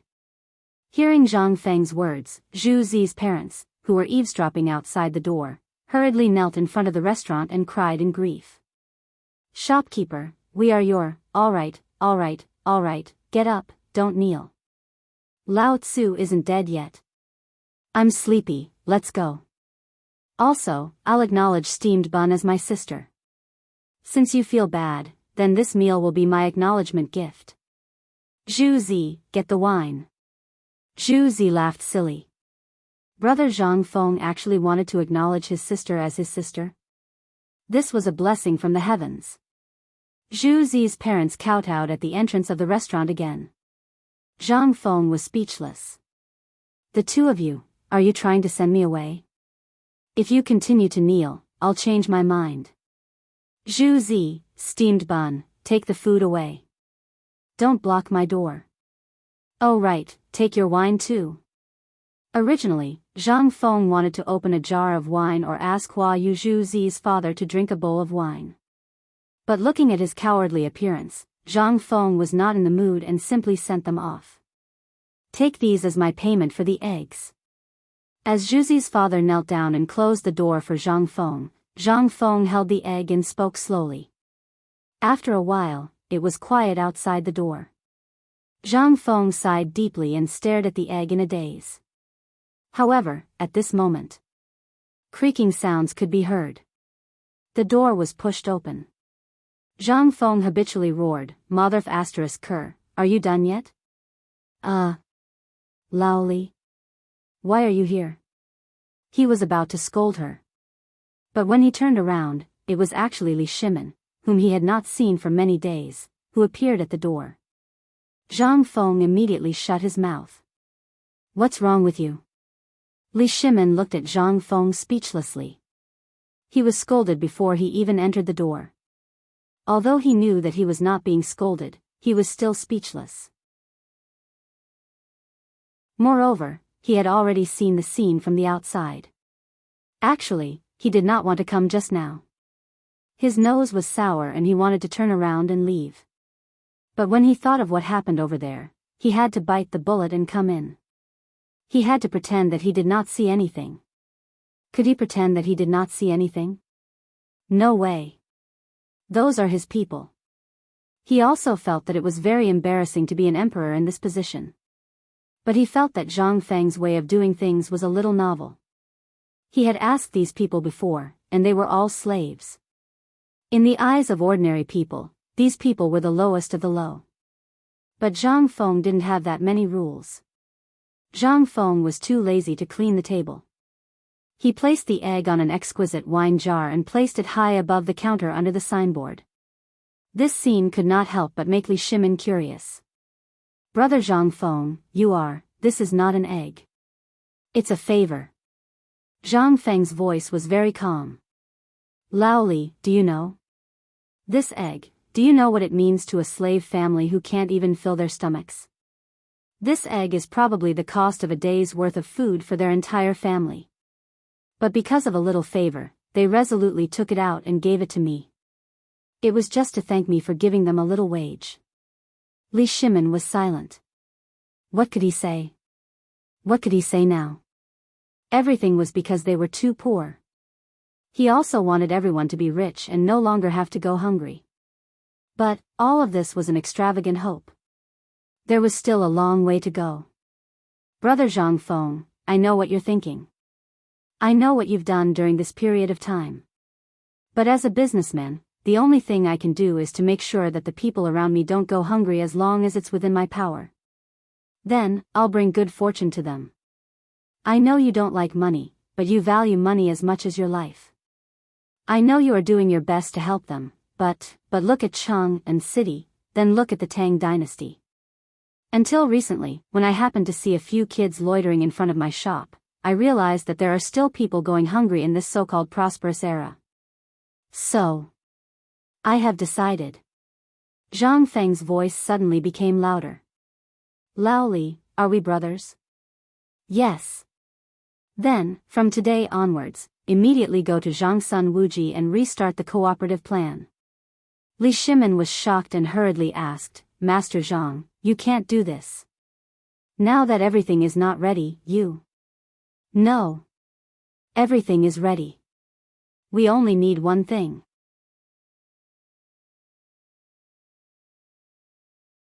Chapter 167. Li Shimin was silent. Before he came. In these few days. The trade between the Tang dynasty and Jinla had already begun.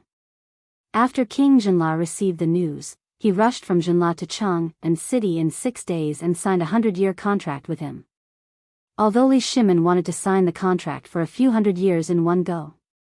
However, he also knew that King Jinla was an old fox. If he spoke too harshly, it would make him suspicious. Therefore, he was only willing to sign a 50-year contract at first. However, King Jinla pestered him and finally settled on a 100-year contract. Just like that. The Ministry of Works did a detailed calculation on the list of goods brought by King Zhenla this time. King Zhenla had completely gone crazy. Or perhaps he was afraid of starvation. Almost all of Zhenla's troops were mobilized to deliver the goods. If it weren't for King Zhenla swearing and using himself as a hostage to guarantee that they were only here to deliver the goods, Li Shimin would have already sent his troops. And it was precisely because of King Zhenla's madness. Li Shimin felt the pressure. The people from the Ministry of Works calculated for 2 days and 2 nights. The final amount was as high as 50 million taels of gold. This put Li Shimin in a difficult position. Now, he was so poor that he even had to scrimp when he could. He thought that he could struggle for a while with the 40 million taels of gold, but now, he was dumbfounded. He didn't even have enough money for the first batch of goods. If he didn't think of a way quickly, when people came and asked for money, he would be embarrassed. Not only would it be embarrassing, but King Zhenla might also do something stupid in his anger. Money. When it was time to use it, he regretted not having enough. Fortunately, King Zhenla wanted food, but Li Shimin also knew that there would be a locust plague next year. How could he be willing to give? After arguing for a long time, the final agreement was that the Dragon Boat Festival would be half money and half food. However, even so, Li Shimin's Dragon Boat Festival would not be peaceful. Seeing that his father's birthday was about to be celebrated, he encountered this problem again. He originally wanted to resolve the conflict during his father's birthday and use this matter to make his father happy. Now, it was already a blessing from the heavens that the old man was not sent away. In the end, Li Shimin avoided Tubo and Tuihan's requests to see him and quietly left the palace to seek advice from Zhang Feng. But looking at it now, what kind of idea was this? Brother Zhang Feng, I know how you feel right now, but calm down first. Calm? I'm very calm. I've never been so calm. Zhang Feng was angry. Did this guy think that he was being impulsive? With a wave of his hand, he interrupted Li Shimin's nagging and said, Laoli, believe it or not, I know why you came to see me today. Believe it or not. I don't believe it. Li Shimin shook his head like a rattledrum. Fine. I knew you wouldn't believe it. Zhang Feng rolled up his sleeves and said, Actually, I do know why you're here. You're here because of Zhenla's matter, right? And I also know that Zhenla was anxious this time. For the first time, he gave you something that you couldn't eat, right? You don't have enough money. How did you know? Li Shimin's eyes were as wide as copper coins. Asked. He had never mentioned this matter before. Zhang Feng smiled mysteriously. How did I know? I know everything.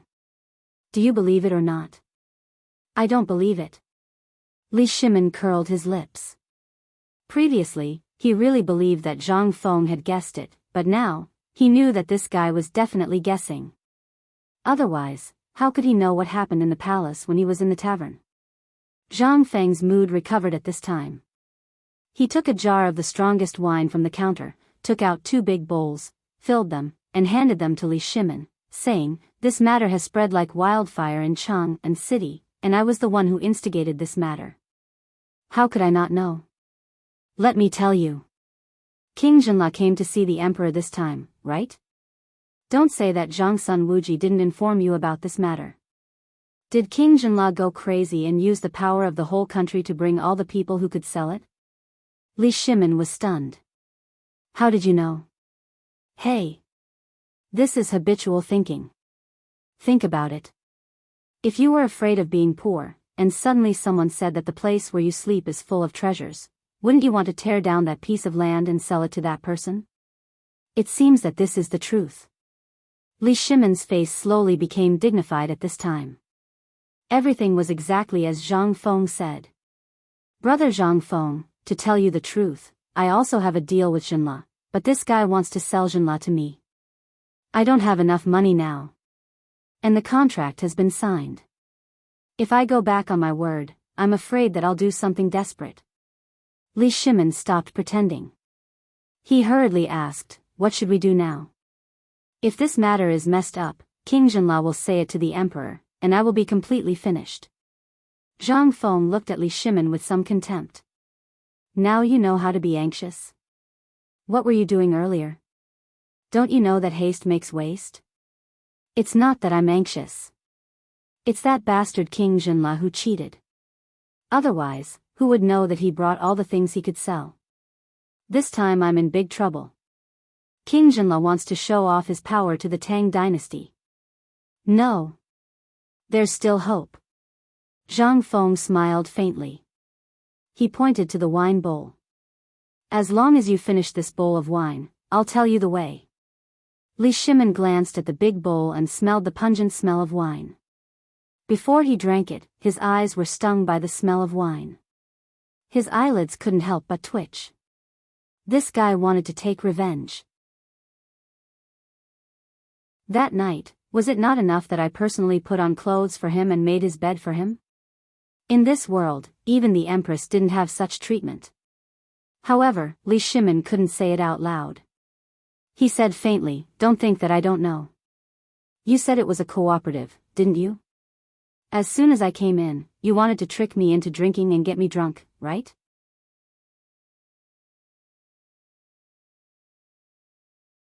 Chapter 168. Li Shimin looked at Zhang Feng with disdain. Zhang Feng could not help but go crazy. Why did he suddenly become enlightened? This was not right. Zhang Feng was a little frustrated. Hey. Who told you to drink? I see that you are addicted to alcohol every time you come, so I let you drink a little to relieve the heat. Why are you treating my good intentions as ill intent? How could Li Shimin believe him? He saw everything that Zhang Feng did just now. How could he not know what Zhang Feng was thinking? He was purely looking for someone to vent his anger on. As the ruler of a country, how could he not see through this? Forget it. I know you are upset, but don't be like this, okay? Come, I am also in a bad mood. Let's drink together. Alright, I will give you face and drink a bowl. Let's make it clear that this wine is on you. Lao Tzu has no money. Zhang Feng mumbled. He picked up the bowl of wine and took a big gulp. The spicy wine flowed down his throat like a knife, spreading from his mouth to his stomach. The burning sensation made Zhang Feng and Li Shimin's cheeks instantly red like blood. Good wine. Li Shimin patted the wine jar, his eyes flickering. This wine, when I drank it before, it was like water. Why is it so strong this time? Zhang Feng curled his lips. How could it not be strong? This was unblended raw wine. Drinking too much of it would kill him.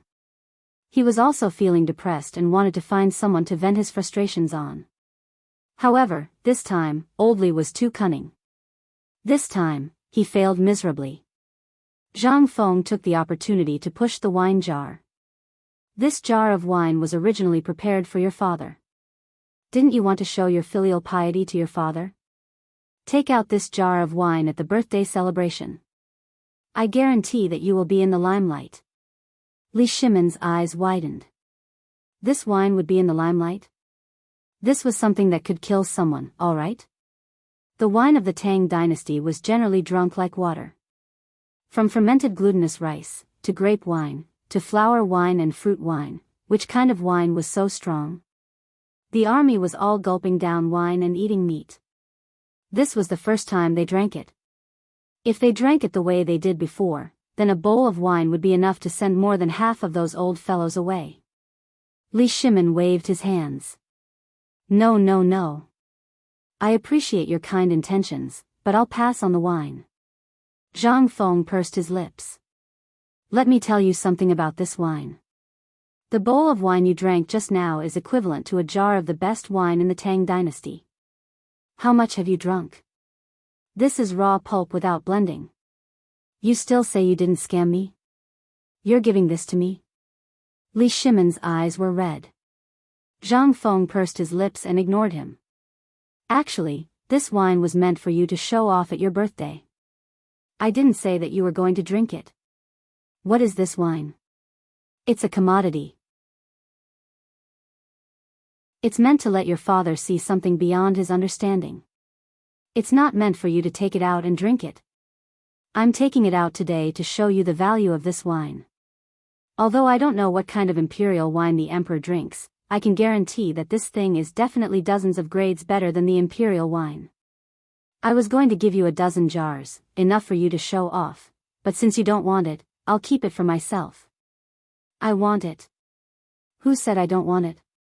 Li Shimon's eyes were red. He hurriedly hugged the wine jar in his arms and refused to let go. Zhang Feng only pursed his lips. Li Shimon sealed the wine and asked carefully, Brother Zhang, you're saying that this wine is a commodity to be used at the birthday? But if you don't drink it, are you going to take it out to show it off? And then push the matter of the cooperative to the public? Huh? Zhang Feng looked at Li Shimon in surprise and looked him up and down. Not bad. You can draw inferences from one case? Not bad. You've improved, Lao Li. Although Li Shimon didn't know what he meant by drawing inferences from one case, he still enjoyed Zhang Feng's praise, although he felt a little uncomfortable. Li Shimon saw that Zhang Feng didn't speak, so he hurriedly asked, By the way, Brother Zhang, tell me about it. How should this cooperative be implemented? You should at least let me be prepared, right? When it came to business, Zhang Feng's expression became slightly dignified. This cooperative, as I told you before, is to stimulate economic recovery. It's a huge system.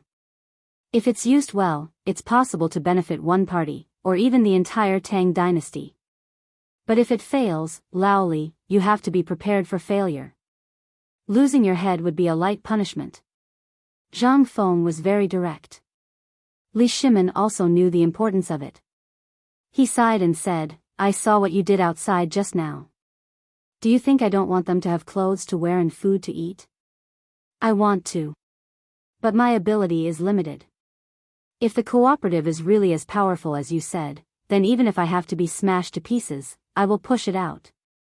Moreover, I believe that many people, especially those rich businessmen and officials, will like to see this. After all, a lot of land in the Tang dynasty is in their hands. For example, Lord Zhangsun, I heard that the land in his hands is at least 1,000 mu. So, when you talked about the cooperative last time, I already had this idea.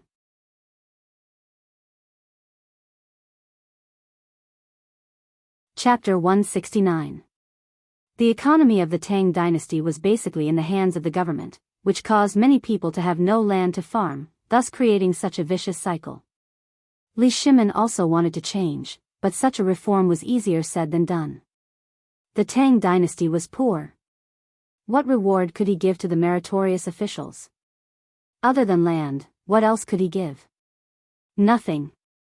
He suddenly realized that he, Li Shimon, was a pauper, penniless. Last time, when Zhang Feng mentioned the cooperative, Li Shimon could not help but see a glimmer of hope. However, he considered many factors, including the Tubo Tuyuhan incident and the Jinla incident, so he had to suppress it. But now, it had reached the point where he had no choice but to reveal it. He had no money. Li Shimon was poor. Now, after paying the money to Jinla, he had no money at all. How terrible was this for an empire? Sigh. Lao Li, don't be so pessimistic. I know what you're thinking, but if the emperor doesn't say anything, no matter how good you and I are, we can't shake this dragon. Cooperative? Now you know why I asked you to cooperate with Lord Zhangsun, right? Without the support of the government, do you think a businessman like you dares to do such a thing? Your head will be chopped off in minutes. Li Shimon was silent. The status of a businessman was very low. When they met the government, they had to greet them, or they would be beaten. Not to mention, such a big move. If it were a normal businessman, who would dare to do such a thing? They would have been king in prison to enjoy their lives. This was the status of a businessman. At this time, he also understood why Zhang Feng kept urging him to cooperate with the government. He would rather ask for less money and profits. Even if he withdrew his investment at the right time, he would still contact the government. If you don't have any connections with the government, what do you want to do?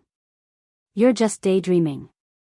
Thinking of this, Li Shimin asked, Brother Zhang Feng, what do you think the emperor will do? What will he do? Zhang Feng stroked his chin. Originally, we didn't dare to talk about this matter. This is something that could cost us our lives. You'd better tell your men to keep their mouths shut. I don't want to lose my head. Li Shimin raised his eyebrows. He nodded. He knew that Zhang Feng was talking about Wei Shuyu. This brat, I'll transfer him away from my side some other day, this troublemaker. Don't worry. Those who can come out with me are all my children and nephews. You can rest assured. Hearing this, Zhang Feng lowered his voice and said to Li Shimin, actually, this is nothing. I believe that if King Zhenla is not a fool, he will definitely make the Tang dynasty suffer this time. Why? I heard that the emperor has already resolved this matter. It doesn't seem to be as difficult as you said, right? Not that difficult. Zhang Feng smiled. Let me tell you. I reckon that the emperor's treasury has long run out of money. Think about it. How many years has it been since the Tang dynasty was founded? How can there be any money left after years of war? This time, I reckon that the current emperor is also holding on, right? After today, I believe that King Zhenla will make a big move, and Tubo will also make a big move. Li Shimin was shocked. How can Tubo make trouble? Did you see something? Zhang Feng smiled and did not answer him. Instead, he continued. TSK. Zhenla is such a fat piece of meat. Who wouldn't covet it? Besides, Zhenla and Tubo are only separated by a wall. How can he not know about Zhenla's big move? And Zhenla might also know, so this time, he directly emptied the Tang dynasty to raise some funds for Zhenla. Moreover, Zhenla has another plan. As Zhang Feng spoke, his eyes could not help but narrow. Li Shimin was really anxious. If he had known, he would have met Tubo's envoy early this morning. But it was too late now. Brother Zhang, you are Lao Li's brother. Just tell me, how should we deal with this matter? Why are you so anxious? Zhang Feng looked at Li Shimin doubtfully and said, the emperor is not in a hurry. You are just a commoner. Why are you in a hurry? How could he not be anxious? How could Li Shimin not be anxious? He was standing next to Zhang Feng. Now he wished he could pull this bastard's ear and tell him that he was Li Shimin. Just tell me. If something goes wrong, I'll use all my belongings on Zhenla. If something goes wrong, I'll die. Okay. Since you're in such a hurry, I'll tell you about it. But you have to promise me that you won't tell anyone about this. This is really a state secret. For this matter, we have to start from the drought in Tubo. The drought in Tubo is far more serious than you think. In addition to the incident with the water wheel, I believe that Tubo is in chaos now. The only reason it hasn't exploded yet is because he's deliberately suppressing it. Are you saying that Tubo and Tuyuhan are biding their time to see what the Tang dynasty will do next? Li Shimin narrowed his eyes slightly and suppressed the wisdom in his eyes. Yes. Tubo came to the Tang dynasty this time because he really wanted to ask for help from the Tang dynasty. Think about it, what do you think a hungry dog will do when it sees its owner throwing a fat piece of meat to another dog? He will rob Zhenla.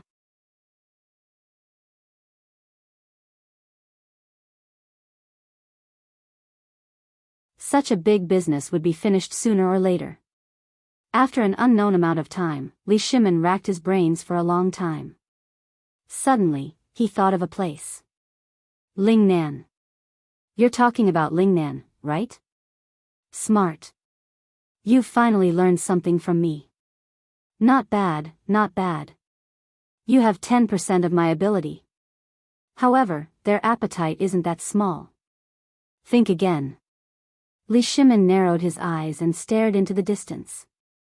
He murmured, could it be that you mean they want to connect with Lingnan and rob the goods that Zhenla is transporting to Chang'an and the goods that Zhenla is transporting to Chang'an? You're finally enlightened. Zhang Feng got up and walked unsteadily to Li Shimon's side and patted him on the shoulder. This is a plan to kill 3 birds with 1 stone. If His Majesty can't think of this, I think it's best for you to immediately throw out the goods in your hands. Otherwise, an enraged King Zhenla might not dare to do anything to His Majesty, but I think that he definitely won't let you off. Li Shimon's face was as black as the bottom of a pot. However, he couldn't figure out one thing. As far as I know, Lingnan has always been submissive to the Tang dynasty. I even heard that General Feng Ying is stationed there. Are you suspecting that His Majesty is not using people well? No. On the contrary, it's precisely because His Majesty has controlled Lingnan so well that there are no loopholes. Therefore, when we leave Lingnan, the brigade will lower their vigilance. Thus, there will be problems there.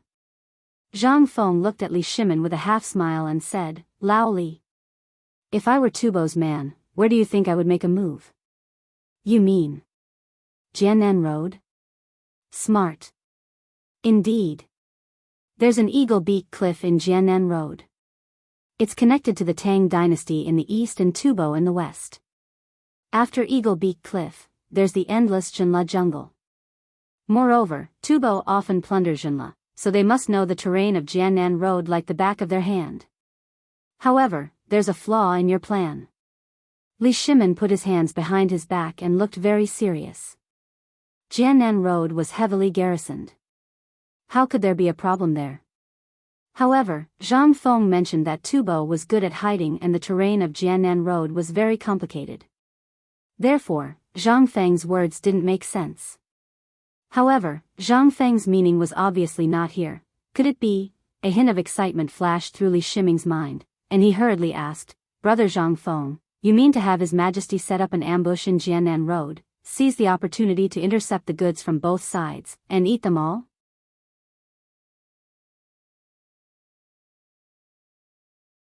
Chapter 171. Snatch my ass. Lao Li, I've been talking for a long time. Do you think I'm asking you to rob? Tubo can't wait for you to rob. If you rob, no matter who it is, as long as it's someone from the Tang dynasty, it will definitely arouse Zhenla's anger. Although Zhenla is not afraid, there's a fierce tiger beside Zhenla. If this fierce tiger wants to protect its cub, and India intervenes in this matter, once they join forces with Tubo, then you have a pig's brain. Zhang Feng pointed at the pale-faced Li Shimon and roared. He was exasperated at Li Shimon's failure to live up to his expectations. After wasting so much saliva on cooperation, this guy only thought of snatching? Snatch your ass. You little thing, aren't you afraid of being scalded to death? Tubo has been planning for this for a long time. He's just waiting for you to fall into his trap. Why are you still digging into it now? Are you stupid? Zhang Feng was furious. He waved his hand and did not expect Li Shimon to understand. He touched his chin and thought for a while. How about this, you listen to me. Get out of here immediately.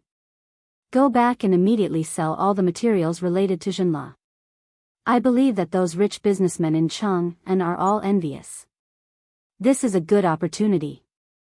Also, tell Zhang Sun about the cooperative right away. Regardless of whether he cares about it or not, all of your trading companies must act immediately. At the very least, you must establish the model of the cooperative before this incident happens. Gather all the finances. After this incident, you, Lao Li, may become the richest man in Chang'an in an instant. Li Shimon was already dumbfounded. He stared at Zhang Feng with his eyes wide open. Zhang Feng was now looking at Li Shimon angrily. He kicked Li Shimon's butt and said, Why aren't you getting out of here? Are you waiting to be beheaded or lose your family fortune? Don't King drag me down. Only then did Li Shimon react. When he walked to the door, Li Shimon stopped and said, Brother Zhang, I plan to send my good-for-nothing sons to you. It doesn't matter. You can just use them as an assistant, okay? Zhang Feng exploded. So, you really think I'm a charity hall? If all your sons were like you, wouldn't I have a headache? I still want to eat and wait for death in peace. Seeing that Zhang Feng did not agree, Li Shimin cupped his fists and left in a hurry. Zhang Feng felt that something was wrong, but he scratched his head and couldn't figure it out. In the end, he lay on the recliner and fell asleep. Li Shimin's face was very gloomy. It was so gloomy that it seemed like water was about to drip out. Wei Shuyu was so shocked that she didn't even dare to breathe loudly. She just silently lowered her head and followed Li Shimin. But when they walked out of the alley, Li Shimin suddenly stopped and said, "Pass down my order." Wei Zheng, Fang Xianling, Du Ruhui, Zhang Sun Wuji, Qing Yao Jin, and Li Jing, as long as they are not dead, go to the imperial study immediately to wait for the order. Wei Shuyu was shocked. She hurriedly cupped her fists and said, "Yes, Your Majesty." This matter was too big. Li Shimin had a faint feeling that something was wrong with the Turks before. But he couldn't tell what was wrong. On the other hand, the matter of Tubo this time made him neglect it. All his goals were on the Turks. But if it wasn't for Zhang Feng's reminder, he wouldn't have known until now. This matter seemed to be very good, but once there was a trace of negligence, it would be disastrous. Finally, he knew why Zhang Feng wanted him to set up the cooperative. Although it was a business matter, Li Shimin felt that this cooperative must be set up. On the one hand, the Tang dynasty was indeed out of money. If the Turks found out the truth, they would definitely invade at this time. This was what Li Shimin had been paying attention to all along. There was another aspect. It was to strictly prevent Tubo from robbing them halfway. Whether it was Jinla, Tubo, or the Turks, these three forces seemed to have no connection at all. But with Zhang Feng's suggestion, were these three forces really not connected? No. In fact, Zhang Feng had seen through it and also mentioned it. But he was worried that there were spies around Li Shimin, or people who didn't keep their mouths shut. If this was leaked out, it would be a disaster that would destroy the entire clan. Behind all this, the Turks were behind it. But he didn't understand the real intention of the Tang dynasty, nor did he know the actual situation of the Tang dynasty. So, he joined forces with Tubo to pressure King Jinla, forcing him to use the entire country's strength to exchange all the resources sent by Ningyun. This was a difficult problem to begin with. Not to mention that King Jinla came so quickly. As for the Crown Prince of Jinla, it was just a coincidence that he met Zhang Feng and triggered this matter. If it wasn't for Zhang Feng tricking the silly Prince Jinla, then Li Shimin felt a chill down his spine when he thought about this matter. "Jinla, you're really tired of living. Do you really think that I, Li Shimin, am a fool?" Li Shimin was furious. He felt that he had been fooled. He should have noticed the Turks long ago. When had the Turks ever been obedient? Never. If there was even the slightest problem with the Tang dynasty, they wouldn't let go of the chance to take advantage of it. Not to mention that the Turks were also in trouble now. Li Shimin looked at the swaying sedan chair and slammed his fist on the soft couch. He gritted his teeth and shouted, "Turks, it's time to settle our scores."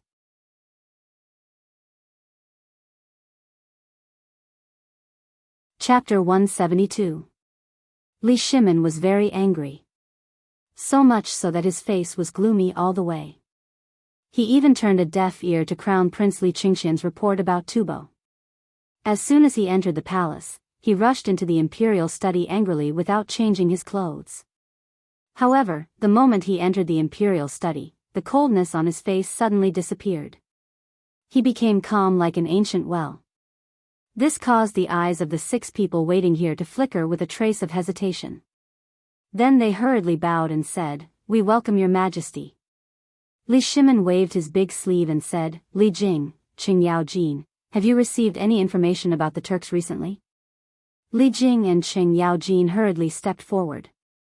"Your Majesty, for the time being, the Turks have not detected any abnormalities in Yuzhou.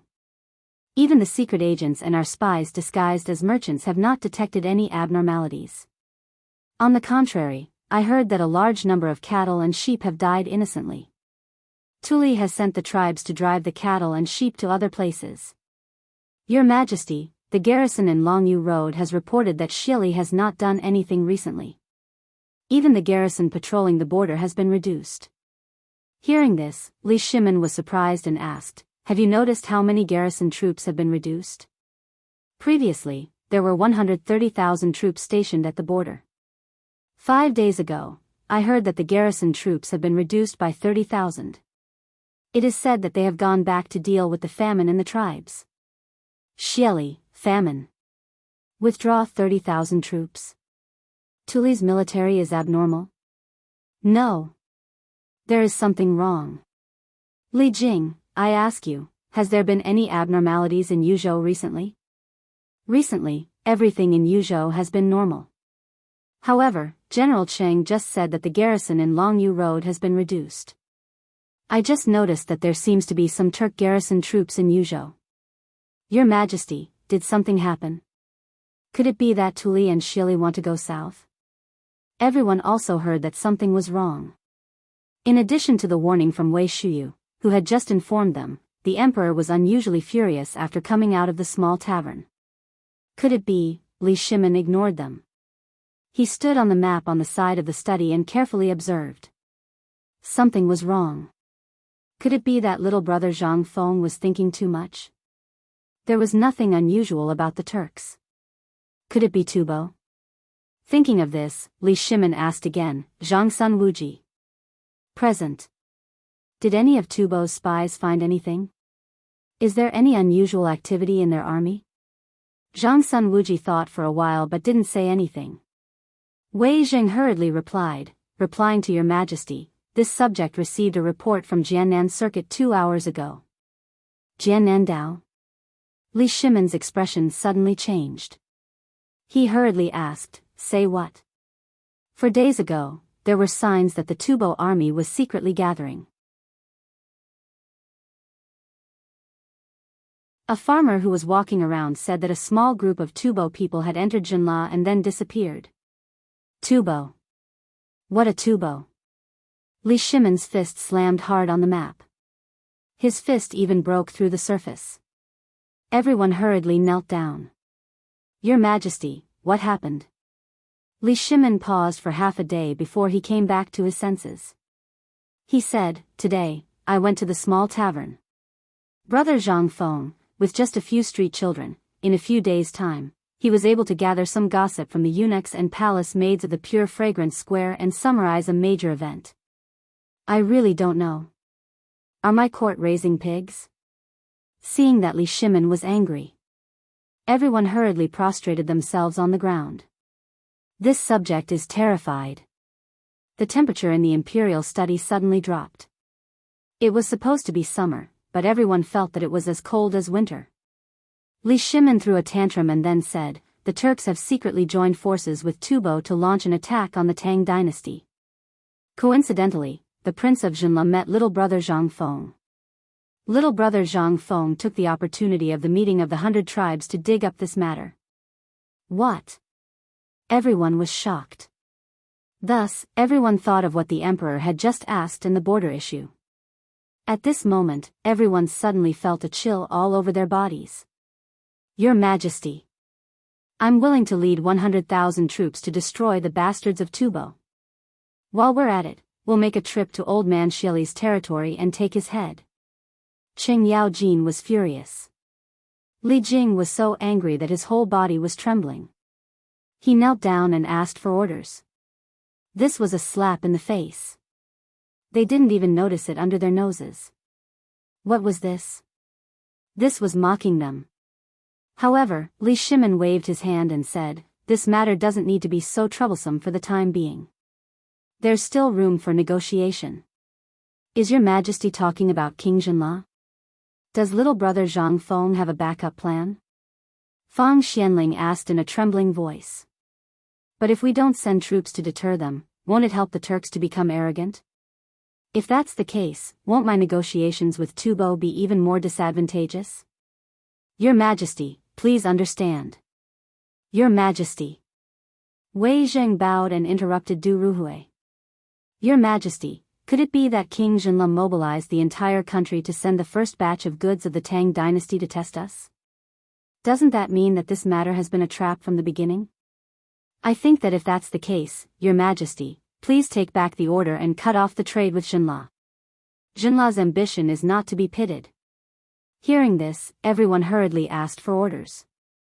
Your Majesty, please take back the order and expel Xinla.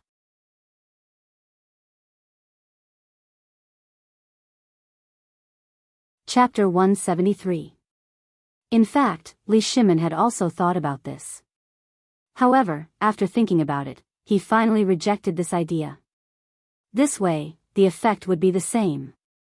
Moreover, if this trade was really cut off, wouldn't King Xinla's 300,000 troops instantly invade the Tang dynasty? This was an army of 300,000.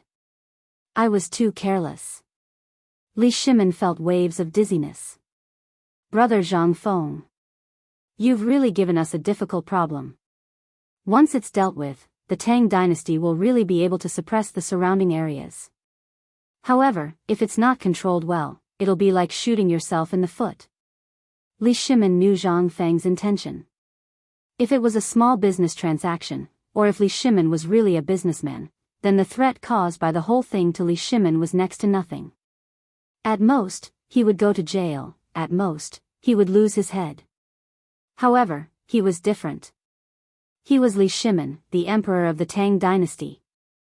Although Zhang Feng had inadvertently found out about this matter and wanted to find the problem from this clue, once this problem was revealed, Li Shimin really couldn't bear it. Li Shimin couldn't help but rub his aching head. When I first learned about this matter, I indeed had the same thought as you. However, have you ever thought that this is a series of traps? Even without King Xinla's interference, think about it, how will this birthday celebration be? Why has Tubo been suppressing this matter? Why has the Turks been deliberately hiding the snow disaster? Until now, apart from the snow disaster, why has Brother Zhang Feng guessed that there will be a famine in the grassland after the snow disaster? Have you ever thought about these questions? I also just remembered that the Turks are planning a huge conspiracy. And Zhang Feng just happened to inadvertently tear open a hole in their plan, causing a trace of a flaw to appear in their originally perfect and impeccable plan. Li Shimin couldn't help but close his eyes. He didn't dare to think about this conspiracy. Once Tuli and Shili joined forces with Tubo and Tuyuhun to launch an attack at the same time, could the Tang dynasty really stop them? Obviously, they couldn't stop them. The Turks were good at deceit, and now they were connected to India. In this case, the situation of Tubo's drought was worth thinking about. At this time, everyone's expression was extremely solemn.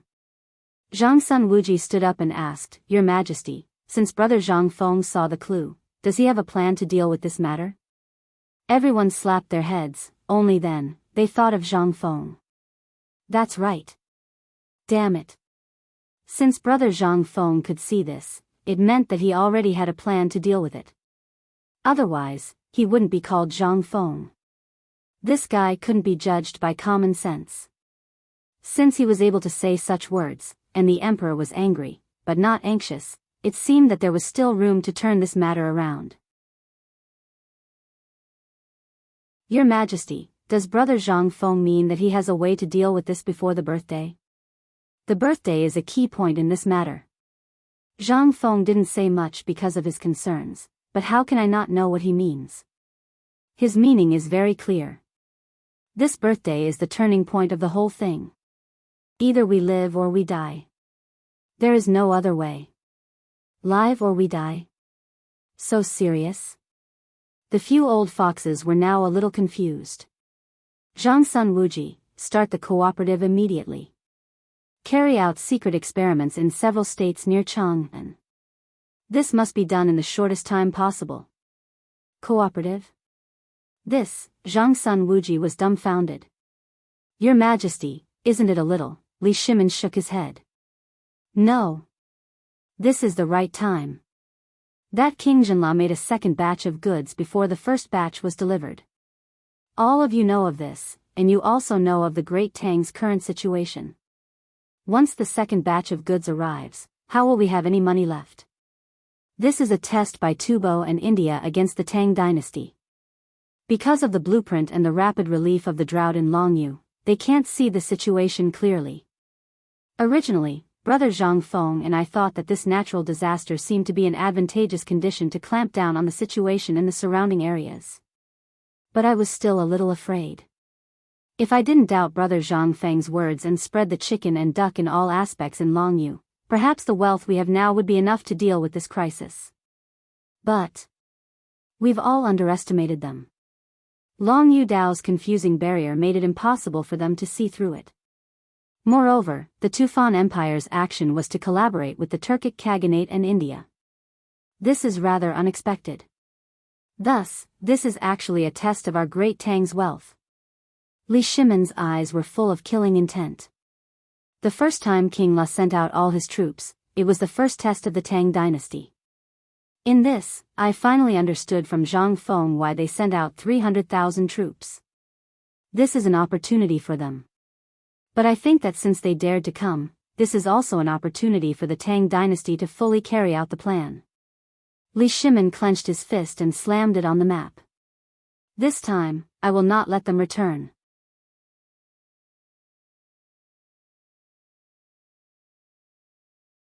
Chapter 174. Was the emperor finally going to make his move? At this moment, no one was more excited than Qing Yaojin. The absence of war for the past 2 years had tortured his bones to the point of rusting. Your Majesty, this old general is willing to lead my men, forget it. Li Shimon waved his hand. This time, it's not about who has the bigger fist that will win this war. This is a war without gunpowder. Li Shimon thought for a moment and said, since you want to fight, then I order you to immediately arrange for your subordinates to secretly mobilize 50,000 elite troops, and you province to mobilize 50,000 as well. Both sides will attack the south. At the same time, join forces with the other prefectures to transfer their elite troops, and immediately hide in Jiannan Road. Why? Qing Yaojin scratched his head, a little confused. On the other hand, Wei Zheng and the others were deep in thought. Li Shimon was not angry. If Qing Yaojin could understand these things from these words, he would not be Qing Yaojin. Then, Li Shimon would have to give Qing Yaojin a plaque. Yaojin, can't you see this? Jinla came because he was pressured by Tubo and India.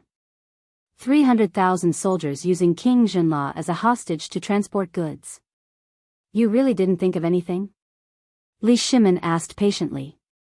Qing Yaojin sniffled, unmoved. Li Shimon felt like playing the lute to a pig. Why did King Jinla come to Chang'an? I ask you. I know that.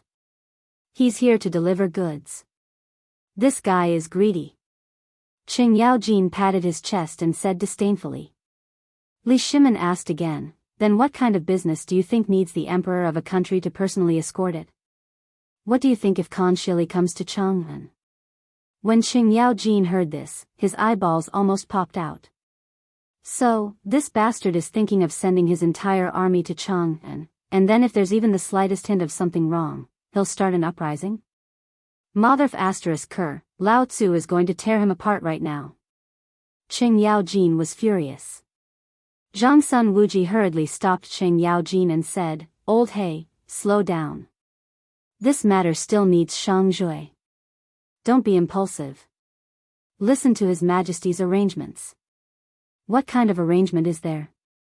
They're already bullying us, I can't tolerate it. Qing Yaojin stiffened his neck, his face flushed red. Li Shimon was also angry. He scolded, Old He, be quiet. Otherwise, I will throw you in jail. Hearing this, Qing Yaojin shrunk his neck, snorted a few times, and said no more.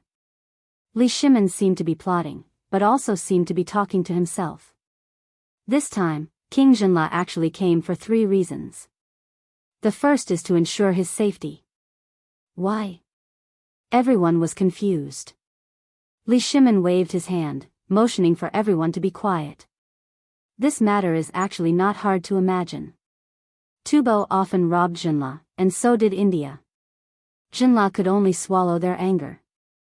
Didn't Wei Zheng say it just now? Tubo people entered Jinla from the dense forest outside Jiannan Road, and then King Jinla came to the Tang dynasty. Do you believe that King Zhenla came after receiving a message from Crown Prince Zhenla? Wrong. Because, think about it, there's actually no poisonous salt or seafood that we need in the goods this time. It's just their ordinary goods. Think about it carefully. What do these goods look like? Wei Zheng's eyes were filled with shock. Like fleeing? Li Shimin nodded. At this moment, everyone was finally overwhelmed with shock. Fleeing. How could they send out all their troops? Could it be that they wanted to take the opportunity to act when they were seeking protection? However, with such a small number of troops and a long journey, they were not familiar with the battlefield. What kind of combat power could they have? There were also many old, weak, women, and children among them. It was more like they were fleeing. Could it be, they were afraid of some kind of threat, so they were preparing to flee to the Tang dynasty? When they thought of this, everyone was not stupid. They instantly understood the cause and effect of the matter. Tubo's intentions were really vicious. Poor King Zhenla. When he arrived in Chang'an, there were people from Tubo watching him. He did not dare to say anything. Therefore, he could only use himself as a hostage. Instead of saying that he lived in the East Palace, it was better to say that he requested to be placed under house arrest. Their intention. Now, do you all understand? This is only one of the reasons. The second reason is that they can use this to test the real situation of the Tang dynasty. I lost the first time. When Zhenla's army of 300,000 entered the Tang dynasty, I did not notice anything, nor did I realize anything else. This has already caused Tubo and the other countries to have the intention to make their next move. If I had taken a tougher stance back then, I might have been able to stop them from entering the Tang dynasty. Then, Tubo's plan would have been delayed and would not have exploded so quickly. The third reason is the most vicious place in Tubo. You all have heard that Long Yu and Yuzhou have lost a lot of Turkic troops. Why is that? Coupled with the abnormal situation in Jiangnan Circuit, now you all know why I deployed so many troops there, right? Li Shimin looked at Qing Yaojin as he said the last sentence. At this moment, if Qing Yaojin still did not understand, he would really be a pig.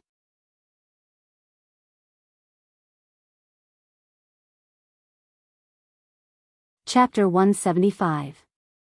The temperature in the imperial study suddenly dropped a little. Qing Yaojin was furious.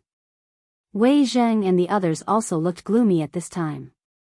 It was too vicious. The Turks really deserved to be punished. They didn't expect that the Turks had already carried out a series of operations against the Tang dynasty when they were preparing to set a trap for them. What was this? This was a slap in the face. Most importantly, even if they knew now, they couldn't fight with the Turks with real swords and spears. The Turks now had the initiative. This was the most important thing. If not for Zhang Feng's suggestion of this cooperative model, the Turks would have already noticed the flaws in Jin La's first trade. Time passed little by little. Li Shimin made some more arrangements. However, just as everyone was about to leave the imperial study, little Gizi gently knocked on the door of the imperial study. Your Majesty, King Zhenla requests an audience. Now? Li Shimin looked at the pitch-black night sky, his eyes could not help but flicker. In the end, he waved his hand and said, "Let him in." Imperial Garden, Qiangla Pavilion. These two things must be carried out at the same time tonight. The cooperative must be carried out as soon as possible, and it must not cause panic like stockpiling grain. Otherwise, I'll punish you for both crimes. Also, Old Hay, you should keep the matter of Jiangnan Circuit a secret.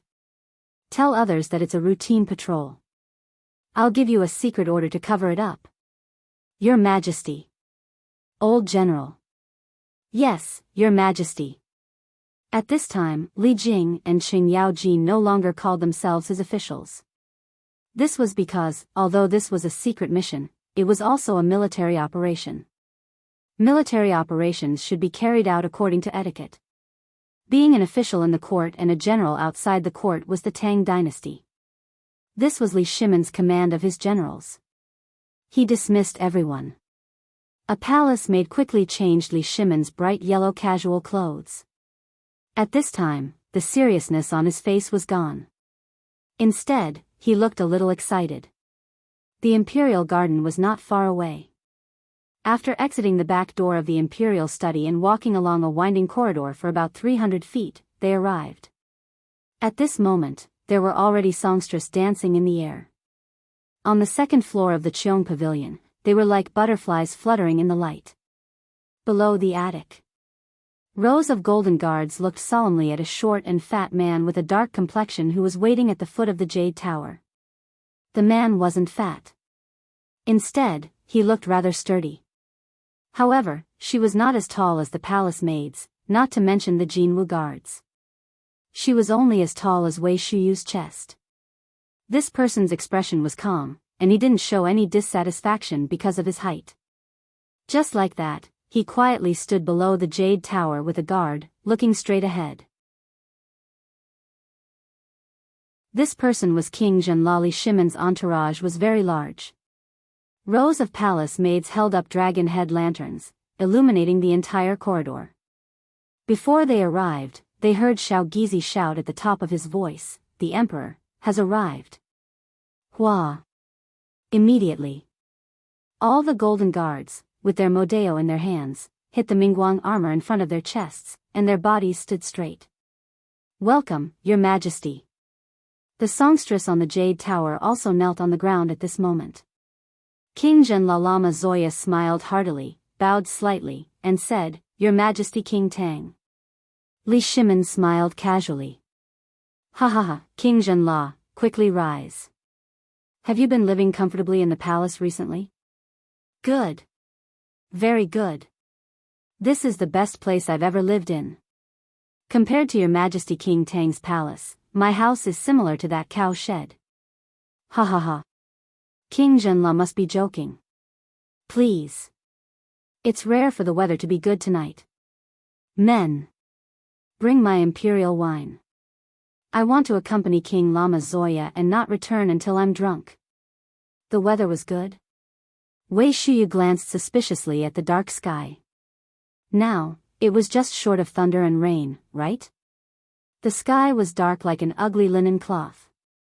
Where did the weather come from? However, even though Wei Shuyu was complaining, he also knew where his duty lay. Last time, he told his father about what happened in the tavern without permission. Although the emperor didn't say anything, Wei Shuyu, who was guarding outside the door, was really scared and broke out in a cold sweat. Since then, the emperor didn't seem to like him very much. Hearing that bastardly Qingxian say that the emperor seemed to be dissatisfied with him, but for the sake of his father, he escaped a disaster. Wei Shuyu couldn't help but be frightened. At this time, seeing Li Shimon, he was like a mouse seeing a cat. He was trembling with fear, for fear that he would be beaten if he didn't do a good job. Under Wei Shuyu's evasive eyes, Li Shimon glanced at him and walked up the Jade Tower with King Zhenla's arm around his shoulder as if they had not seen each other for many years. However, looking from behind, it was as if the emperor was holding King Zhenla with his armpit. It was awkward. In the Jade Tower, the music sounded again. After the guests sat down, Li Shimon picked up the glass cup and said, "Brother Zhuya, come on, let's toast to the friendship between the Tang dynasty and Zhenla." Hearing this, King Zhenla's eyes flashed and he laughed and said, "Come on, it should be me, King Jingtang." The two of them pushed each other for a long time. In the end, they drank the wine. But they just drank it. However, because of this, the topic began to unfold. King Zhenla surveyed his surroundings, his gaze drifting about unsteadily. "King Tang, I have a presumptuous request for you this time." Li Shimon's eyes flashed. He waved his hand lightly. In an instant, a group of men in black hiding in the dark quickly lurked out.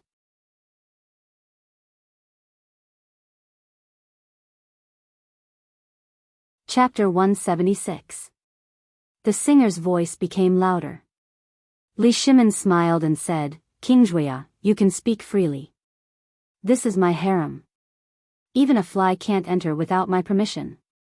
Hearing that, King Zhenle finally relaxed.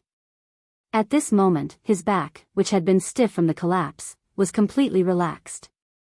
This prince knows that the goods this time have somewhat embarrassed King Tang, as well as the 300,000 people.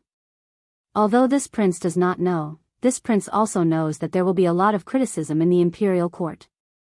However, this was not the intention of this prince. Li Shimin waved his hand lightly. I know all these. What? You know? How? This. King Zhenle's tanned face could not help but flash with shock, but it disappeared in a flash. King Tang could even kill his white horse in the Wei River Alliance. How could he not know these things?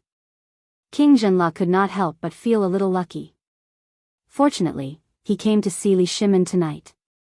Otherwise, he would definitely be destroyed in King Tang's anger this time.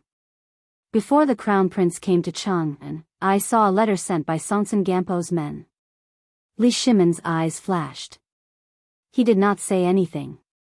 But he was already extremely shocked in his heart. Songtsen Gampo. I have his handwritten letter here. Your Highness, please have a look. King Zhenle was also a tactful person.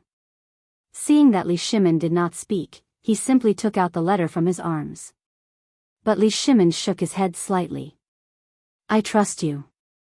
King Zhenle did not say anything. He just cupped his fists gratefully. Then he said, this time, I didn't come to the Tang dynasty. I originally wanted to refuse, but the people from India also came. I couldn't handle it. One Tufan is already too much for this humble prince to handle. Now that India is here, this humble prince has no choice but to comply. I don't know where they got the news from, but they know that this humble king wants to trade with Great Tang. So, they had this humble king transport all the goods that could be sold to Great Tang to test his majesty. Seeing that Li Shimin did not show any emotion, King Zhenle said again, I also know that things are not that simple, so I took this opportunity to bring all the goods I could bring out. This way, they can't threaten me. This will require His Majesty King Tang's assistance. You're too kind. As a neighbor, I will definitely help my friends when they are in trouble. But what do you mean by bringing all the goods you could bring out? Could it be that you can't stay here any longer? Sigh.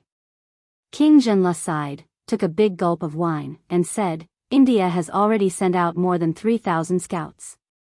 Tubo seems to be preparing to amass troops in Jiangnan. This time, whether I succeed or not, I can't hide it anymore. So, you scattered 300,000 troops in the Tang dynasty, disguised them as businessmen, and then took the opportunity to attack at a certain time? Usurp Chang'an.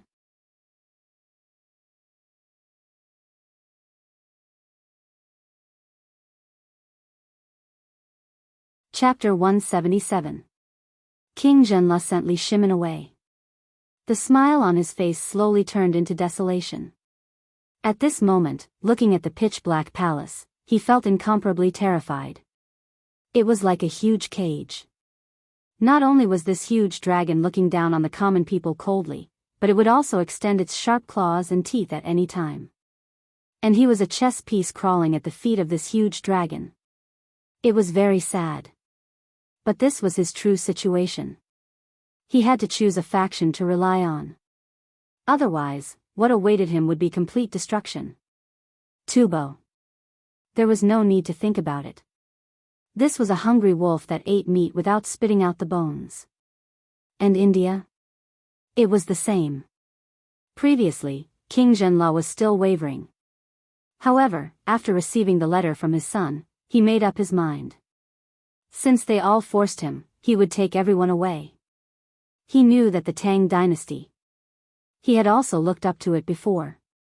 He didn't know if the bet this time was right or wrong, but he had to consider Zhenle's future. The Tang dynasty was his last backer. Father? Unknowingly, King Zhenle had returned to that cold cage. At the door, the crown prince and the princess consort were looking forward to it. Although it was already late at night, their eyes were full of rewards. King Zhenle waved his hand, indicating for the princess consort to go to sleep. Then, he closed the door and sat quietly in the dark room with Crown Prince Shiva. Silence. A deathly silence. It was as if the two of them had fallen asleep in the darkness. It was also as if there was no one in the darkness. After an unknown amount of time, King Zhenla asked in a hoarse voice, "Are you saying that all of Zhenla's treasures were told to you by that master called Zhang Feng? Is he really just the shopkeeper of a small tavern?" "Yes. He is indeed a shopkeeper. In the future, if you have nothing to do, don't go to a small tavern." "Yes, I understand." The room was silent again. No one knew what King Zhenla was thinking. But at this moment, in Li Shimon's bedroom, Li Shimon was still awake. "Guanyin maid, do you think we are being merciful to King Zhenla this time?" Li Shimon told Empress Jiangsun everything that had happened just now, as well as what had happened in the tavern today. At this moment, his mood was slightly better. At the very least, it was confirmed today that Zhenla had no intention of rebelling. "Second brother, isn't the current crisis starting to be resolved?" "Oh." Li Shimon looked at Empress Jiangsun in surprise. Empress Jiangsun pursed her lips and said, "Originally, I shouldn't have interfered with second brother's decisions, but I feel that now, we have already made a counterattack. The people of Tubo and India probably still don't know that your majesty knows about this matter. Moreover, the moment King Zhenla left, I had already cleaned up the mess. This matter won't spread for the time being." And now, the first stage of Tubo's probing has passed. Although Zhenla is helping the evildoers, he has revealed everything tonight. This is a good thing for second brother. Second brother can wholeheartedly solve the problem of Tubo. The root of the problem is still Tubo's drought. But I feel that at this time, we should give them a little warning. "What kind of warning?" Li Shimon's eyes flashed as he asked. He knew the key point of this matter. As long as they firmly controlled Tubo and Tuyuhan, the Turkic people's desire to join forces and invade the south would collapse. Moreover, as long as the cooperative was established, as long as there was a steady stream of economic recovery, they would naturally not have to worry about their probing. After all, none of them could afford to waste time. Now, as long as they dealt with Tubo, would the Turkic people and India be able to cause a ripple? No. Under the situation of being exhausted, everyone knew that it was a military taboo. Moreover, Shui Yantua, who was watching the Turkic people, did not dare to act rashly. Otherwise, why would he need to join forces with other countries? After thinking through all this, Li Shimon's expression could not help but soften. He could not help but smile bitterly. In the end, the Tang dynasty is still short of money. If the country is rich and the people are strong, who would dare to act rashly? Second brother, there's no need to worry too much. No one dares to carelessly start this war. Just as Zhang Feng said, whoever starts this war will be the country that will perish. What they're doing now is simply putting pressure on the Great Tang. Oh. Tell me about it. Hearing this, Li Shimon's interest was aroused. He wanted to see who dared to put pressure on the Tang dynasty. Tubo. Except for Tubo, there is no one else. Second brother, have you forgotten the last negotiation? They dared to cause trouble in Chang'an City. Do you think they will let it go this time? Last time, second brother, you asked them for 40 million gold. They went back and advertised vigorously, but they could not produce it. Obviously, they have realized that they have fallen into a trap. Second brother, what do you think you will do if you are in their shoes? Li Shimon put his arms around Empress Jiangsu's slender waist. Guanyin maid, you are really my good wife. Empress Jiangsun blushed and said coquettishly, "Second brother, don't be happy first. There is still one thing that needs to be done." "What is it?" "A show of force."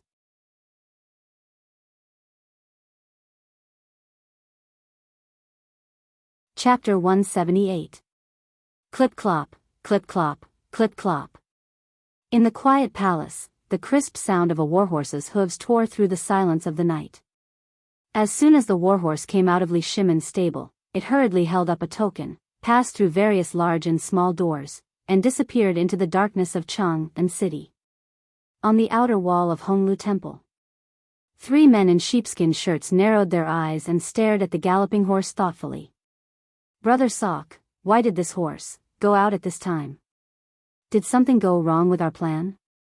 In the darkness, a burly man looked at Chang and City in the distance and asked a thin man beside him. The man was very thin, but his arms were unusually long. His palms were also unusual. They were twice the size of an adult's, like a palm leaf fan. The man narrowed his triangular eyes and glanced at Chang and City. Then, like an ape, he climbed between the houses of Honglu Temple. After a while, he appeared in a room with an oil lamp still on.